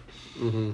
I think that early on, the first evening at the the bonfire out at the retreat place, they offer, I would say the screenwriters, they offer up that seductress woman as to be the first kind of suggested villain, suggested antagonist who is more than likely a werewolf. That stuff works really, really well. Like her seduction of Christopher Stone's character. Hey, shot a rabbit. I don't really eat meat. Well, it's a sin to like not eat what you kill kind of thing. So he takes it to her place and like further prepare, and then she tries to seduce him. He's like, no, I'm married. And then she's like, that's all right, I'm a werewolf, I'm gonna catch you anyway. Which is like, it's this like that scene's actually kind of crazy, like the seduction werewolf sex scene, which kind of takes the American Werewolf had a pretty like, let's say like a very sexy sex scene. This one, I don't know if I call the one The Howling sexy, but it's definitely like, if you ever wanted to see two werewolves fuck, here you go. Hey, werewolf movies are typically just horny overall. Yeah, that's part of the allegory, right? And I mean, not always, definitely not in Wolfen coming up. But and not so much in American Werewolf, but you could say in some ways it is, because as you just mentioned, there is the carnal shower scene, and I think that's suggestive of, you know, the human animal. For me, the allegory, the metaphors of the Howling, this movie is a little bit, maybe straightforward is not the right way to put it, but I do think it's a little bit more of it's a little cleaner to me, that it is about more directly that humans are animals with sexual drive, and that is the Howling. The Howling is like, I think a lot of a certain crux of this screenplay, of this story, is his kind of like wandering off and having sex, is being a philanderer. And that is, to me, that's the kind I was reading that as like, that's the Howling. The Howling is, I need to go, I want to go fucking go for it with some people, you know, like this, my uncontrollable urges. And that's how it's a little bit more of a direct allegory, I guess. And that's not a criticism. It's like, that's just kind of like what I was kind of seeing them going for. I mean, I think that's a really good point, because like, if you look at Dee Wallace's character, like after she's traumatized, which is like, you know, she's traumatized by a Howling, if we want to call Howling sexual, you know, rape, assault, you know. I was trying to find out the right term. I guess like it might as well be just, let's just say there's like no, in the context of things, I think you can safely say that opening scene in the porn theater or in the porn booth watching those snuff porns is like, it's a sexual assault scene. And now she's traumatized, and then she's going to this retreat with her husband, who's like still got urges and all that, and she's become repressed because of her encounter with the Howling. And then she gets a moment at the end to like unleash the beast, but she doesn't want the beast out, so it has to end. So it's about sex. It's also about repression and self-oppression in, I guess, a way. Mm-hmm. And man, this movie's deeper than I'm even realizing, or maybe we're making it deeper than it actually is. But you know, it's, again, like, I think as a full package movie, like, I love American Werewolf. I'm not trying to demean it in any way, but like the Howling just connects to me on, I guess, more interest ways, because like there's something about like something so dark, so uncomfortable, that pushes people in a way that, like, you know, there's no escape from it. It's just like, you know, even when they get away, she's still bit, so then she's carrying that curse on, and it's just like, I'd rather be dead than be a werewolf. Mm-hmm. It's easy and hard to compare these two movies, because I think tonally and their approach, take out the effects, but like story-wise, it's such a different approach. Which is why I think these movies, and to some extent when we talk about next, Wolfen, like, hold up the way they do, because like they're their own thing. You know, like there's been, and I think that's when you have a year where like there's a bunch of like sci-fi movies or a bunch of vampire movies or stuff. The movies that get remembered is because, yeah, they're taking like a familiar monster, but it's like, how do you present that monster? Right. Mm-hmm. Before we move off of the Howling here, I want to mention one last Spielberg connection. This time, that also ties American Werewolf and The Howling together, outside of Twilight Zone, the movie. Rick Baker and John Sayles were actually working on a project for Spielberg called Night Skies, which was supposed to be his scary alien movie after Close Encounter, but then he decided, nah, I'm going to do E.T. instead. And funny enough, like, he asked Baker to do E.T., but I think Baker actually turned down E.T. because he might have been working on American Werewolf. He also might have been working on David Cronenberg's Videodrome, because they're all around the same time. So Carlo Rambaldi, who was Rick Baker's boss on the King Kong remake, did E.T., The Circle of Life. Or The Circle of Effects, people. Yeah, the circle of a small, very small community. Yeah.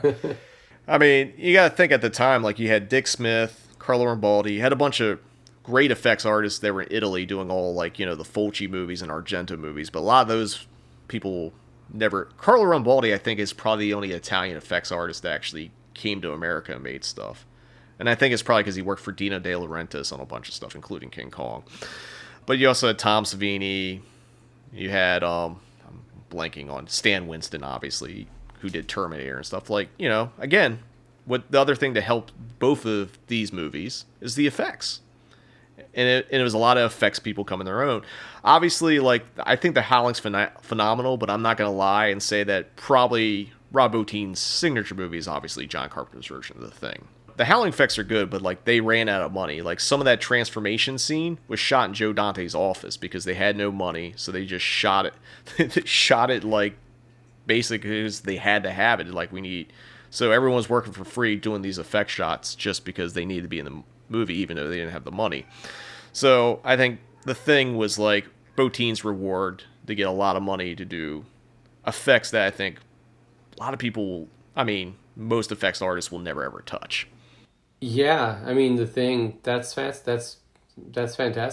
I mean, The Thing is up there in my mind. It seems to be up there with American Werewolf of like the best, most talked about visual effects of all time. Yeah. And, you know, it's, I mean, that became, as we were talking about signature movies where I feel like Joe made classics all the way around. I think he just never had the movie that got his signature on it. Whereas like Rob Bottin, yeah, it's John Carpenter's The Thing, but everyone always thinks of like those Rob Bottin effects. What's everyone's closing thoughts on The Howling before we let it go running off into the moonlight? It's got a lot. I do. I really appreciate it.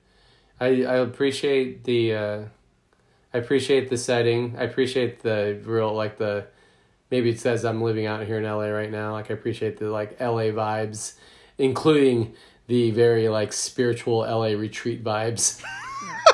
Very LA, you know, like to be like, we have to go out to a Joshua Tree type place to like go find ourselves, you know.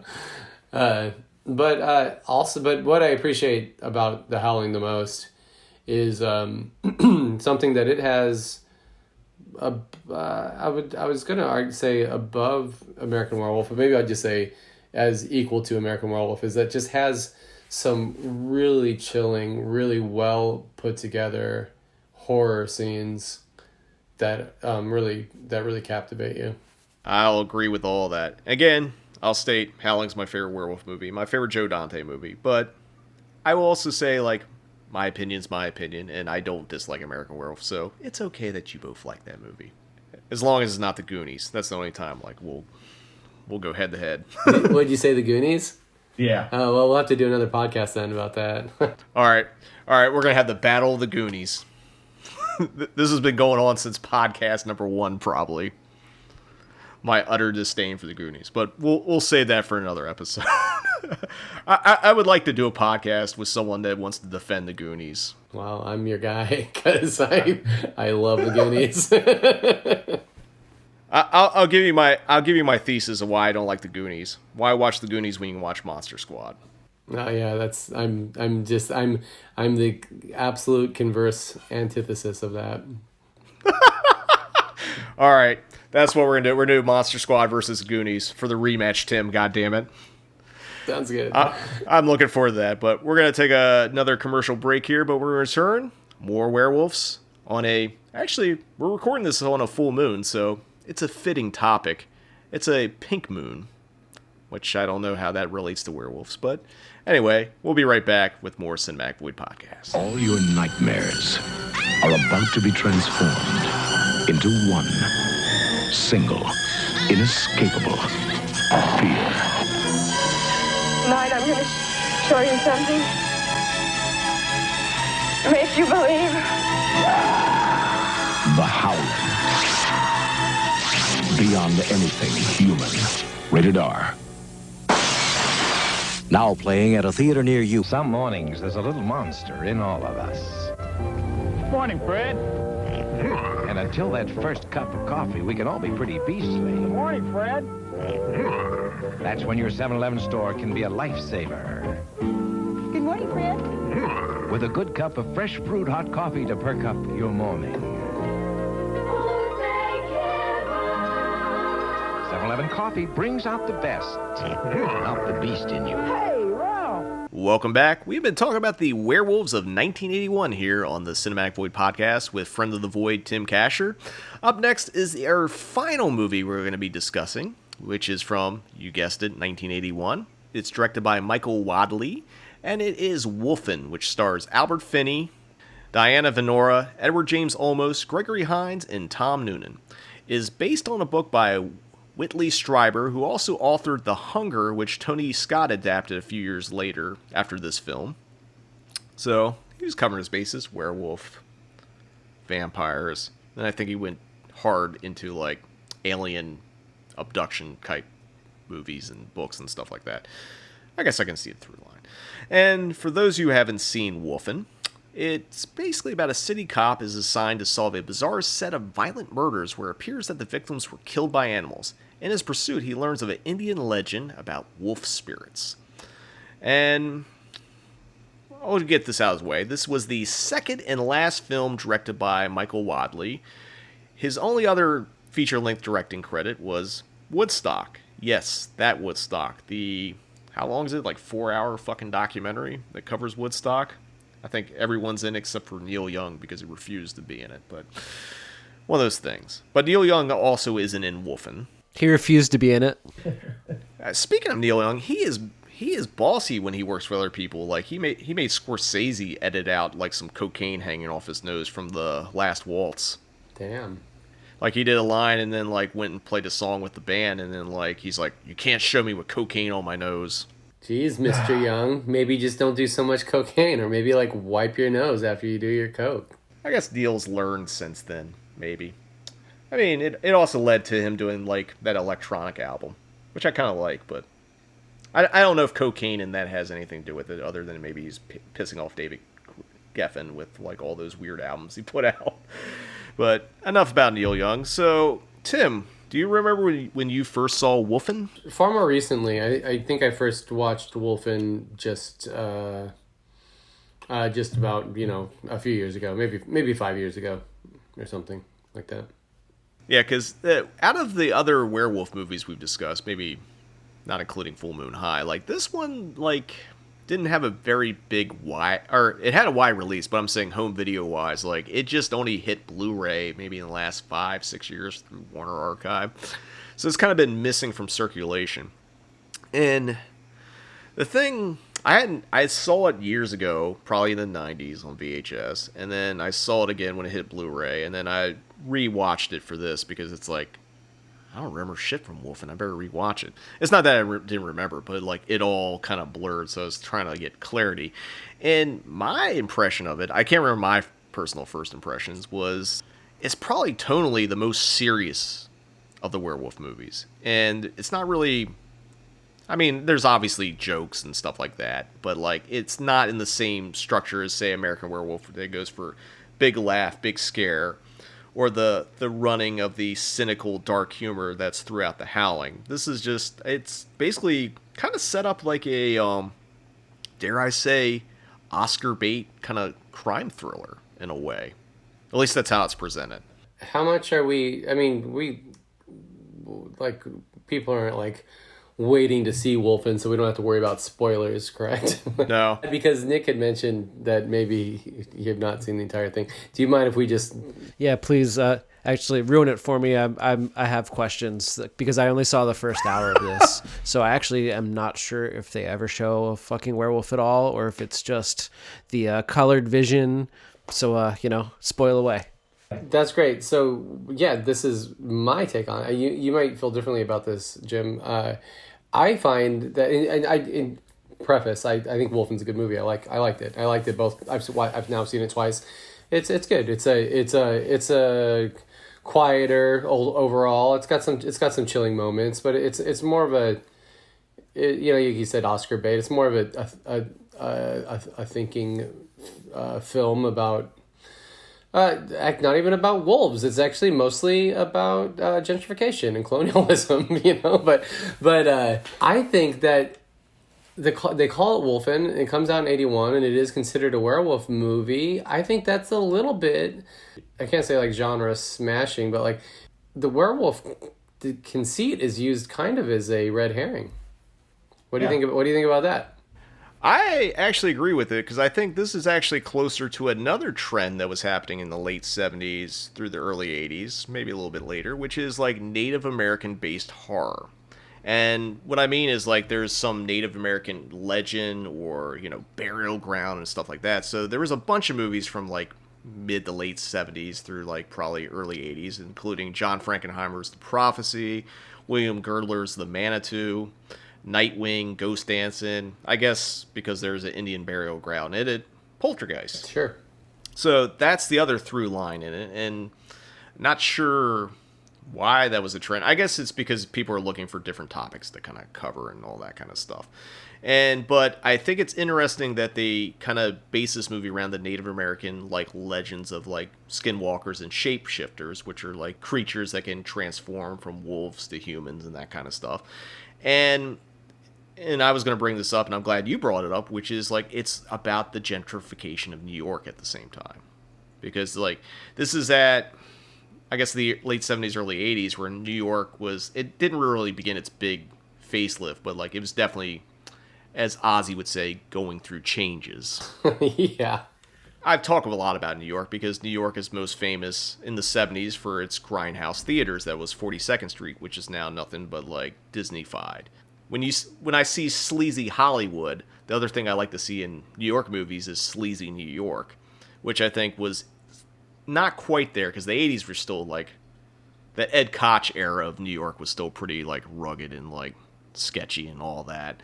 It wasn't until like right before Giuliani and then like he kind of went in and like took New York's like, I guess, personality. The things I love about New York is like New York being scary, hip hop culture, the punk culture, all that stuff, and then just kind of like Disney-fied that shit.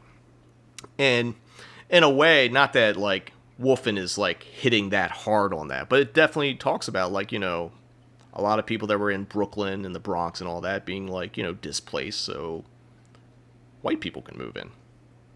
And using the balance of like Native Americans, who are the original people who got gentrified and pushed out of their land, as we get a little more headier. But I think that's fair because this movie is definitely a little bit more headier and like, I say socio-political than like American Werewolf and the Howling. Not that they don't dip in those waters, but like this one's more overt. Absolutely. And it goes majorly goes into class. And yeah, it uses New York's problems with gentrification and at the time use it as symbolic of America. And with what you're getting at is like the original gentrifiers being the colonials coming in and taking over America and pushing out Native Americans. I mean, actually, if you think about at least these three movies, there's some at least tackle on colonialism and like, how to deal with like the humans or the original invaders. American Werewolf, as you said, and I'm just going to go with your through line. So, American goes back to Britain and becomes a monster, but he's basically the monster Britain made. Howling, you have werewolves who are trying to fit into society because it's not safe to be who they are, but at the end, the werewolves are like, you know what, fuck this new age bullshit. We want to be werewolves. We want to kill people. We want to take our shit back. And then you get to Wolfen, which kind of like hits upon all those things too. So it's kind of interesting that like there is, I'd say, the wolf class, as it were, in all three of these movies in a way. Although this one is a little more, I guess, subtle, because like, Nick didn't get a chance to finish it, which is my fault because I didn't send him the movie in time to go watch it. But like, plus he didn't realize it was longer than either The Howling or American Werewolf. It's like nearly 2 hours, which might be one of the sins of this movie, because like, there's something about a tight 90-minute movie. And I'm not saying all movies need to be 90 minutes or less, although I do like a lot of movies that are like 75 minutes or whatever. But I do think there is an effective use of runtime in building things. It's definitely more of a slow burner than like the previous two movies. Yeah, I'll openly criticize it. I do think I like Wolfen. I think it's a good movie. Yeah, I think it could use an editor. It didn't need to be. It didn't need to be an hour. I think it's like an hour 54 or something like that. It's like it It plods along here and there. Well, we can get into why. So, Michael Wadley, who, again, the only other movie he directed was Woodstock. This movie had problems. And it's kind of weird that, like, you give a documentarian, like, a pretty big budget, a pretty good cast, and a lot of money. And this movie had problems. Like, they fired the original effects team because it wasn't cutting it. They shut down production for a bit because, one, they were going over budget, and plus the studio wasn't happy with the dailies. And then when he turned in his cut of Wolfen, it was 4 hours long. Whoa! It was way too long. So once the studio... So boring. Once the studio said that, it's like, see ya.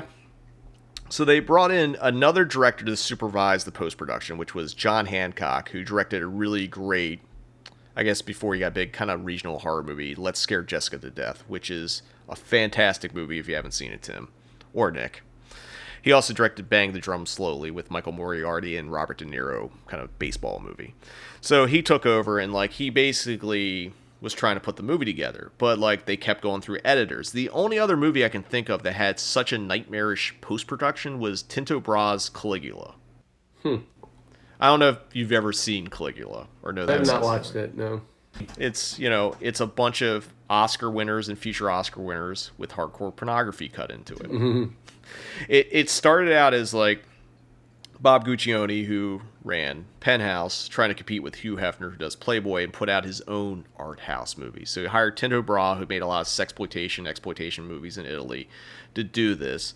And Tinto Brass was like, I'm going to be historically accurate. So he didn't want to use any of the porn stars that Penthouse wanted to use. He wanted to use real actors. He's like, well, I want to use ugly people, because that's how it was in Rome at the time. So he did a bunch of things, and they fired him.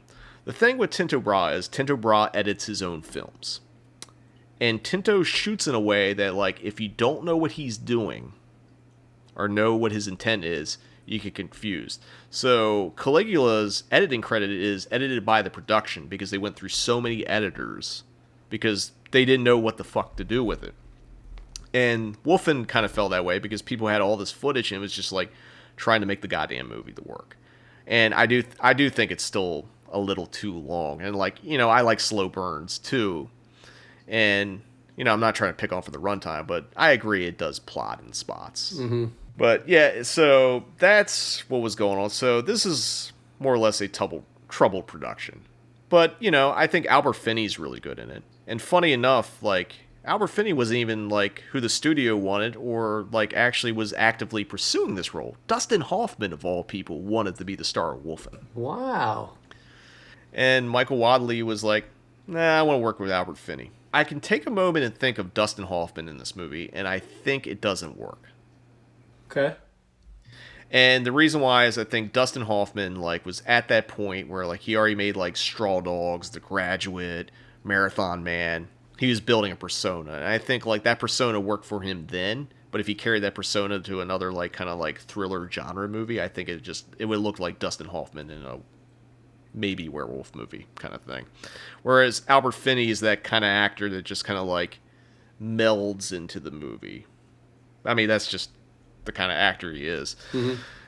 I think it might have been more commercially successful if Hoffman was in it, but, like, I think Finney was probably the right actor for it. I can see that. This movie's, like, it's got good stuff. I think the effects that are in the movie are really good. Like that opening kill scene where, like, the bodyguard gets his hand ripped off and goes flying, and, like, they maul the rich people. I think that stuff's good. I actually even like that the werewolf, like, weird, like, pre-predator vision, I guess, like, negative effect that they do. Absolutely, yeah. Mm-hmm.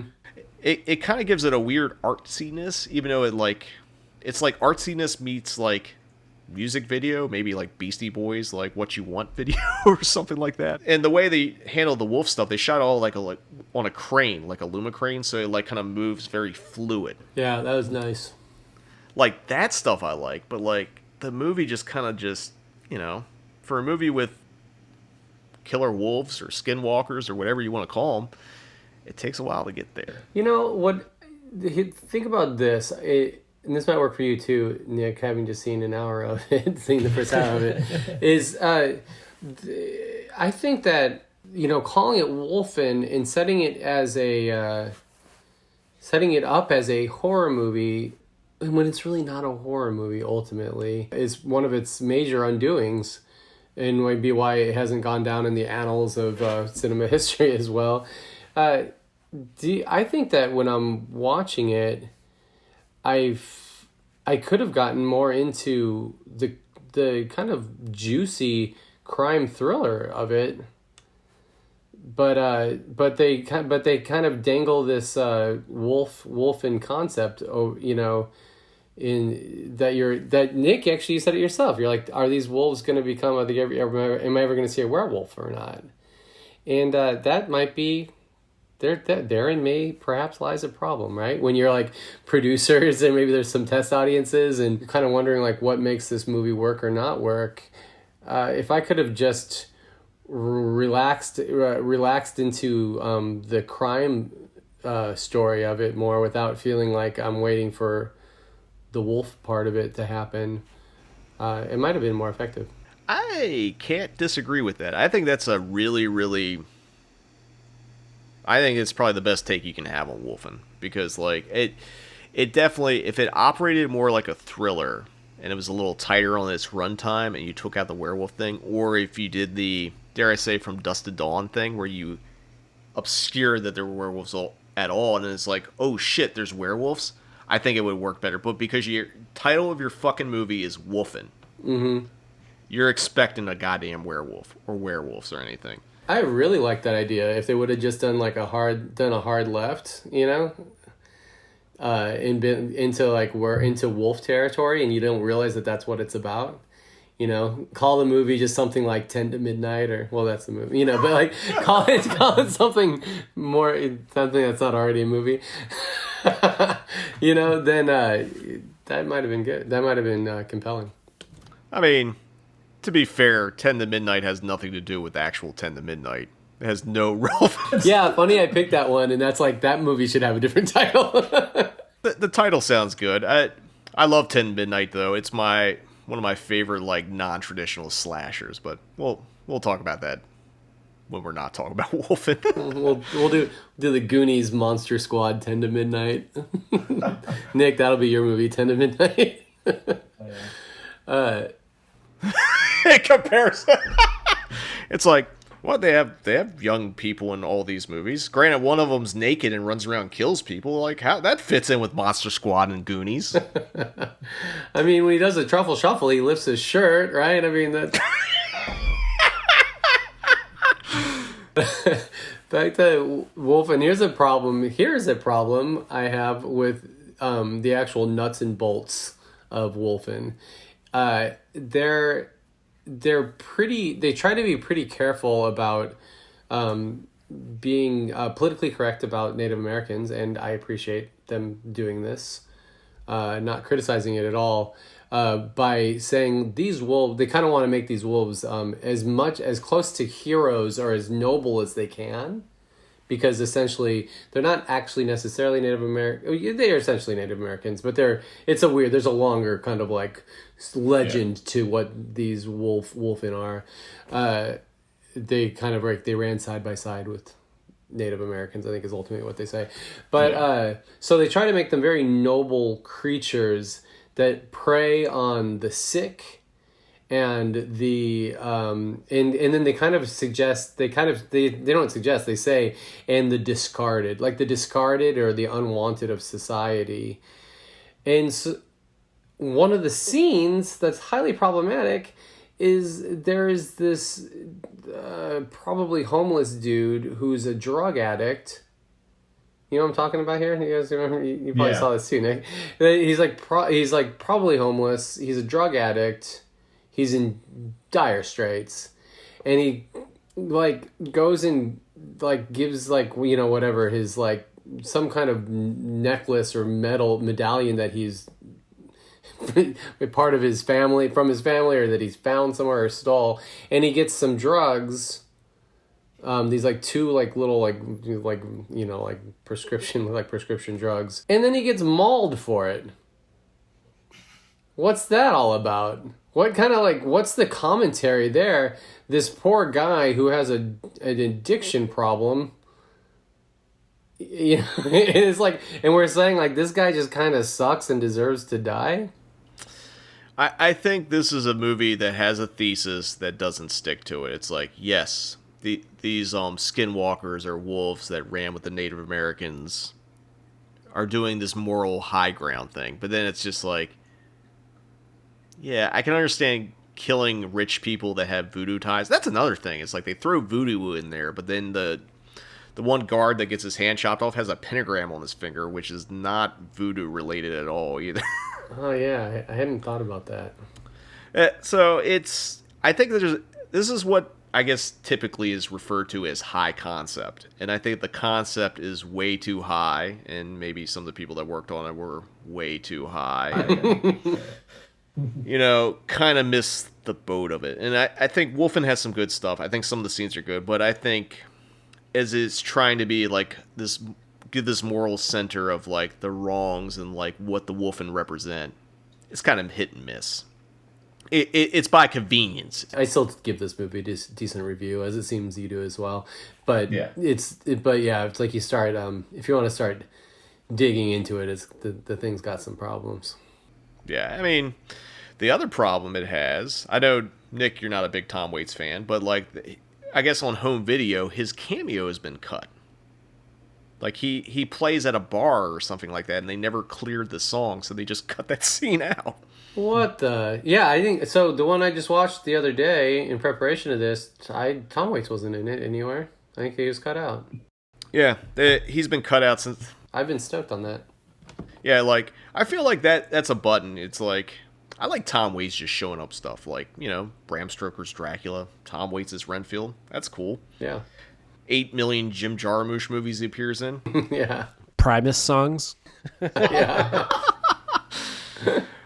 But, like, yeah, there's a scene where he's, like, I guess he's a drunk that owns a bar, and he's, like, playing a piano. I forget what song it is, but, like, they didn't clear it for home video, so instead of paying the money to clear, they're just like, see ya.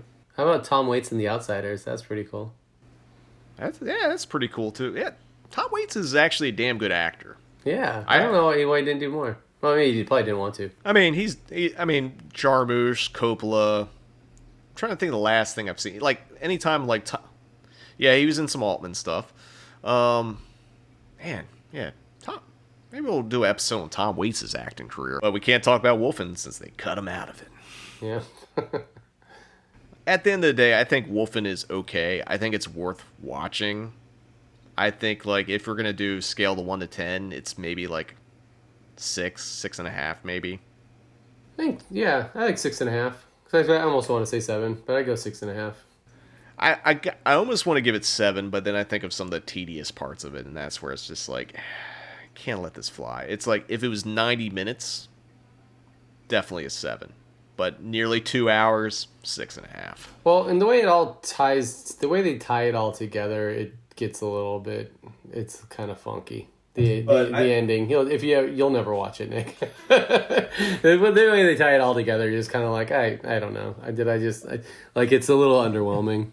The ending where they're in, like, that apartment with all the werewolves, and, like, they come in and, like, he's like, Albert Finney's like, no, don't shoot the white wolf.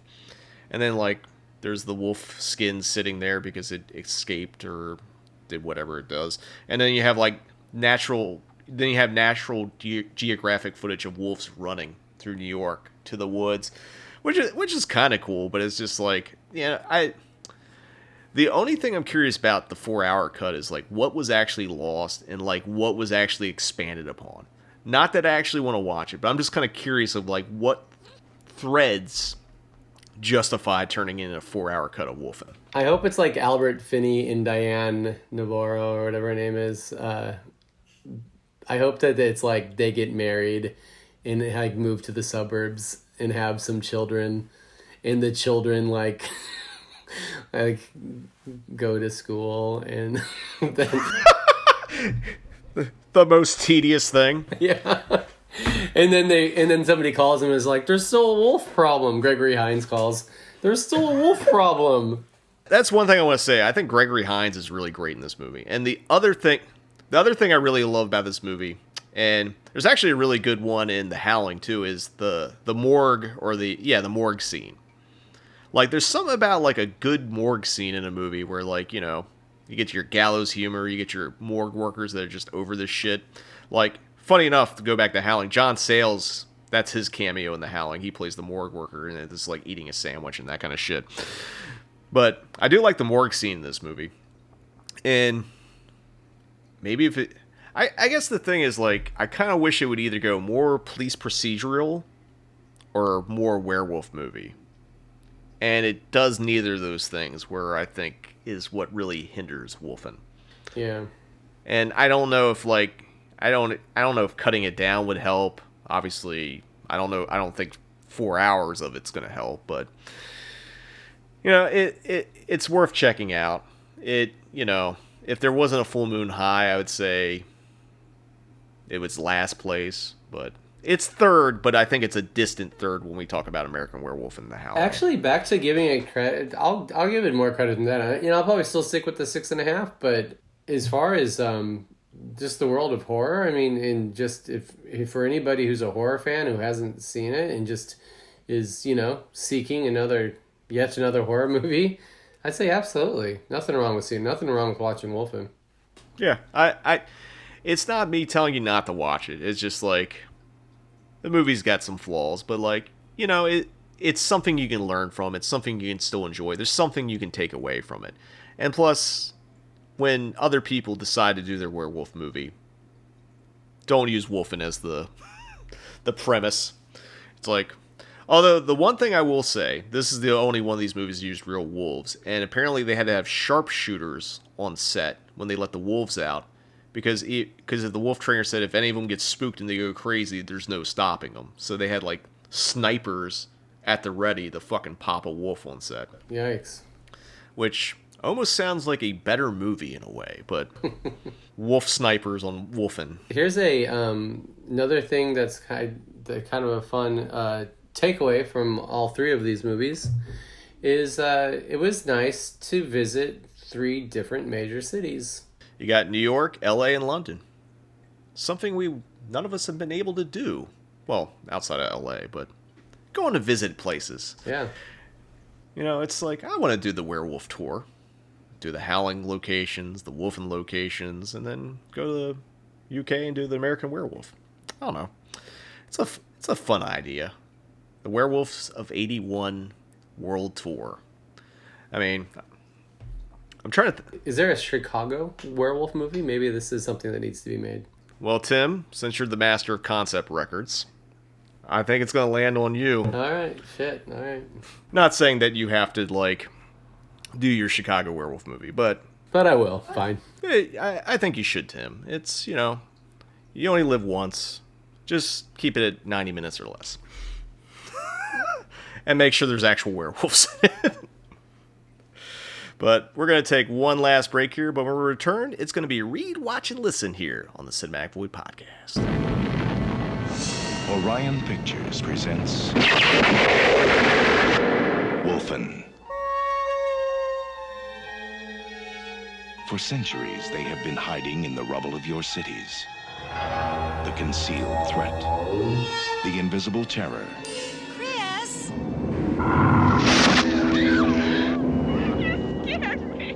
They can sense the rhythm of your blood.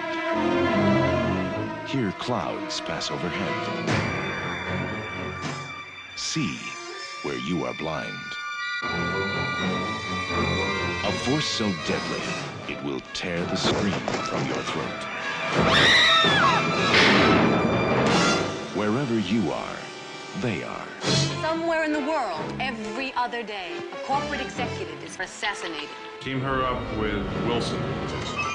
There's not a trace, not a speck of metal. Nothing softer could have ripped and ravaged like this. Is it an animal? Well, it ain't human. Do you realize how many people disappeared without a trace? Something out there might be eating people. Did you hear that? Get out of there! What do you think it was? You were being lured. We were being separated. By what? The carnival. You got yourself some kind of meat eater. What is it? It's wolfen. They're only animals. They might be gods. In their eyes, you are the savage.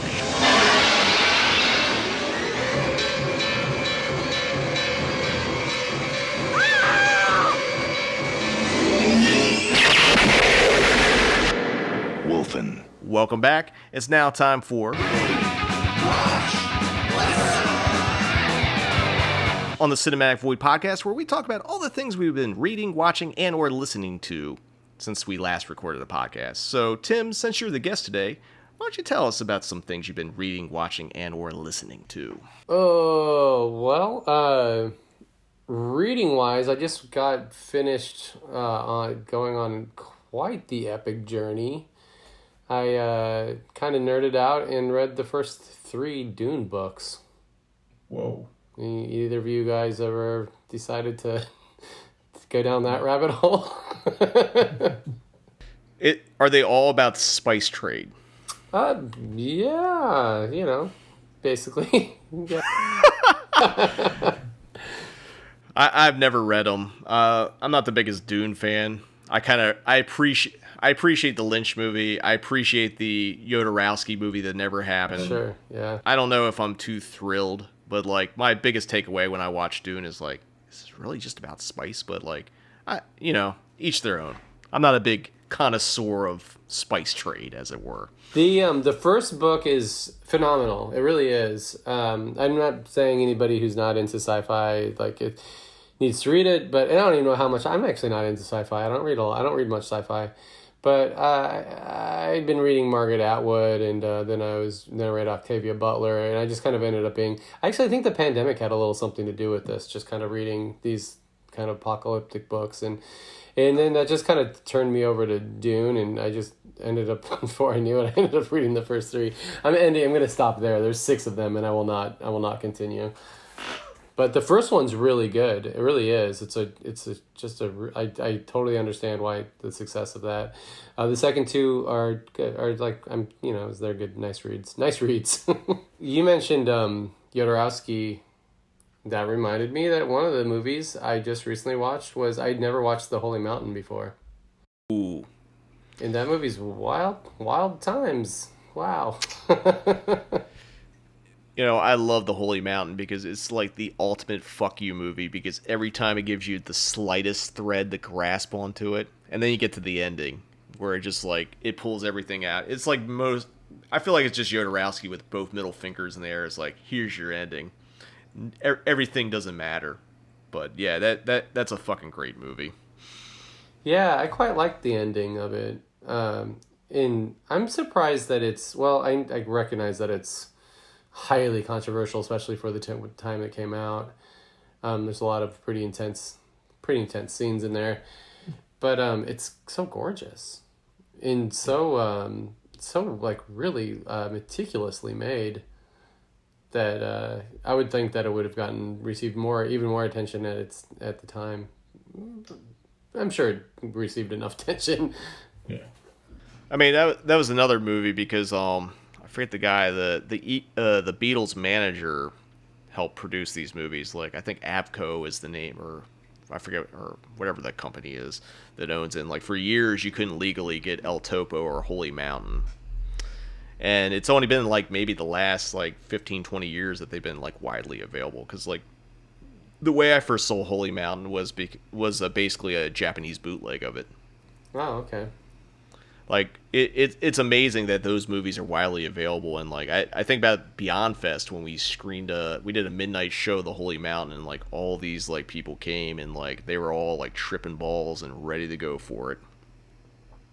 It was like it was one of the most intense crowds I've ever seen rolling there. Did you guys have award season favorites? I still need to catch up on all that stuff. I want to see Sound of Metal. We've been working for the Cinematheque, and like I've been working on like posting up all the Zoom Q&As after they happen on YouTube and doing some edits. So it's like been going through all those conversations. Like, man, I should watch some of these movies. So I think I'll get around to it. But like Sound of Metal, Promising Young Woman, No Man Land, like there seems like a lot of things I really want to see. I just haven't watched them yet. Yeah, same boat. I really want to see Nomadland for sure, and Sound of Metal, but it's just, yeah. I've just been watching werewolf movies. Well, you mentioned Nomadland and Sound of Metal, and those are two of my personal favorites of the year. So I'd recommend those two, absolutely. Awesome. I'm going to try to check them out sometime in the next week or two.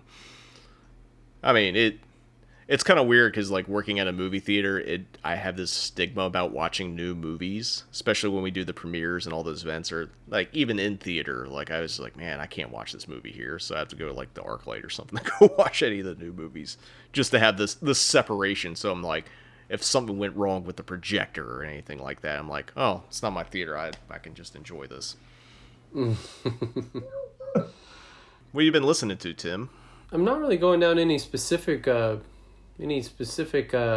roads or genres or anything lately. Sometimes I'll really get into like listening to some metal and heavier stuff, and other times I'll get into I'll like specifically get into like classic rock, and I feel like I'm a little all over the place right now. But things that pop into my head is like Lydia Loveless had a record out recently, and really into that. And there's a new band called Bachelor, which is very like indie pop that's just like really great stuff. It's like it's two bands, Palehound and J Sum, that they joined forces, and it's not out yet, but that's pretty great. Oh, there's this band Black Midi that's fantastic. I don't know if either of you ever listened to that. No, but I'm gonna have to definitely check all that out. But I also do a lot of been listening to more of Ligeti, back to like kind of score, like music score stuff. Ligeti was like Kubrick kind of hits on him. Like 2001 was a big one for, if I'm even saying his name right, I don't know, composer Ligeti. That's some pretty awesome stuff. If I get back into metal again, which I'm sure I will shortly, I'll be putting some Meshuggah on. You mentioned Primus earlier. I grew up on Primus, and I have had a resurgence of Primus in the last few years. Dude for Primus did a weird record with like fucking one of John Lennon's sons or something. Lennon Claypool Delirium or something like that. Claypool Lennon Delirium. Weird. What a fucking weird world. But yeah, it's a cool record. It really actually kind of was. It's pretty wild. That might be the most insane thing I've heard about this whole entire podcast, is like one of John Lennon's sons and what's his name for Primus doing something together. Les Claypool. Les Claypool. I don't know why I blanked on that when this should be cultural osmosis at this point. Do you have anything else, Tim? Or are you clear? Yeah, I'm good, man. It was nice chat. And thanks also for all that. It's a lot of great. So I was saying during one of the breaks, it's a great wealth of information. I get to kind of have a nice conversation, but also kind of take in a lot of interesting tidbits. Awesome. So I'm gonna throw it to Nick real quick so he can do his rewatch and listen. Cool. All right. So I've been kind of traveling for work and out a little more lately, and not just stuck in my apartment. So I've been listening to books more than just reading. So lately I've been listening to Cosmic Trigger 2, Robert Anton Wilson. Finished the first one pretty recently, so now I'm on this one. Robert Anton Wilson. This is more of his nonfiction work, where he's just kind of talking about his writings and his philosophies and stuff like that. So he's an out there, magical 70s, tripped out guy, friends with Timothy Leary. That, I know you guys know. But what else? And then I've been listening to the Cocaine and Rhinestones podcast, the new season about George Jones. And then I've been going back to old episodes. So then as far as music listening, I've been listening to a ton of George Jones and just other, just kind of being kind of lame and lazy and just going on Apple Music and being like outlaw country, and then just letting it throw me a playlist and just listen to some old country music. So that's kind of the vibe I've been on the past couple weeks. And then I haven't watched a ton of movies, but I just watched The Life and Death of a Porno Gang, which is a Serbian film that came out around the same time as a Serbian film. Oh, wow. And it's kind of known as its kind of brother, sister, cousin film. It's not as fucked up, but it's pretty fucked up. Like someone someone definitely licks a horse's dick in this movie.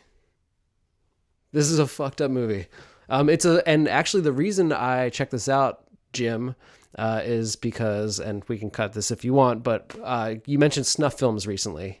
So maybe we'll be talking about snuff films at length. So I was like, I'm going to check out this movie that goes into like snuff territory. So that's why I went for that. And it's fucked. It's totally fucked. So, and if that's your thing, you like horror movies that are just totally, where it's too much. It's too much. Well, I feel bad because we are doing an episode on like snuff or movies that deal with snuff. So a little bit of spoilers. So we're going to watch Videodrome. We're going to watch the movie Snuff. We're going to watch Hardcore with George C. Scott. We're also going to watch Emmanuel in America, which is funny you mentioned a horse because there's a horse scene in that movie too. So giddy up, partner. You got a lot coming up for you. So I guess for my read, watch, and listen reading, I've been reading this book called The Giallo Canvas, Art, Excess, and Horror Cinema by Alexandra Heller Nicholas.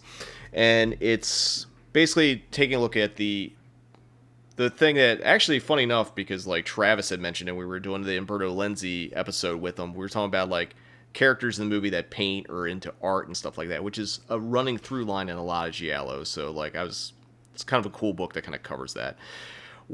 I watched a couple werewolf movies we didn't discuss from the 1930s and 40s. I watched Werewolf of London and She-Wolf of London. It's part of that big Universal Monsters box set. Both of those movies are great because one's like 70 minutes, the other one's like 61. So, Universal Monsters knew how to keep that runtime down. Learned something from a wolfin. I also watched a movie called Death Laid an Egg, which I've seen before. It's from '68. It's also known as Plucked, or better known as the Chicken Farm Giallo movie. It's a Giallo that takes place on a chicken farm and all kinds of weird stuff. And also going back to Snuff, since we're getting ready to do that episode, and maybe later this month we'll be recording, I watched Larry Cohen's Special Effects, which, unlike the previous Larry Cohen movie we discussed in this podcast, Full Moon High, this one's a phenomenal movie. It stars Zoe Lund, who is best known for being Miss 45 from Abel Ferrara's Miss 45, and Eric Bogusana, who's in, I think Oliver Stone movie Talk Radio. I think that's what he was in. And I've also been watching old episodes of Silk Stalkings. I put that on at night and fall asleep. My wife was like, why are you watching a show where like people in lingerie get murdered? It's like, I don't know, man. It's the 90s. I've been listening to various tracks and various other things here and there, but like the three main things is, because they came out pretty recently, is the new Cannibal Corpse, Violence Unimagined, Conway the Machine, La Pequana, and Dinosaur Jr. Swept into Space. So I'm covering all kinds of genres in what I've been listening to lately. Death metal, hip-hop, indie rock, or I guess, what would you call it, Dinosaur Jr.? I guess it's not really indie rock anymore. Maybe just rock. Cannibal Corpse is pretty good. Conway record, I think we talked about a little bit on the last podcast, right, Nick? Yeah. So I don't need to go that. But that Dinosaur Jr. record actually surprised me because I heard a couple singles off it and I wasn't into it, but then listening to the whole record, it all kind of made sense and worked together. It's one of those records where like you can't listen to things out of context. You need the whole picture. So enjoying that record. So anyway, that wraps up this episode of the Cinematic Void podcast. I want to thank Tim Kasher for joining us and bringing us such a wonderful howling good time. Yeah, thank you guys. This is great. Awesome. And we'd love to have you back for that Goonies versus Monster Squad versus 10 to Midnight. I don't know how that one's going to fit in, but we'll make it work, goddammit. Coming up on the podcast, we'll be joined by horror author and guitarist of the band Broken Hope, Jeremy Wagner. That's going to be the next episode after that. And also want you to mark your calendars, because coming up on Friday, May 14th, Cinematic Void Up All Night in the Cinemadness movie will return with an episode presented by Culture Shock Releasing. Until then, see you in the void.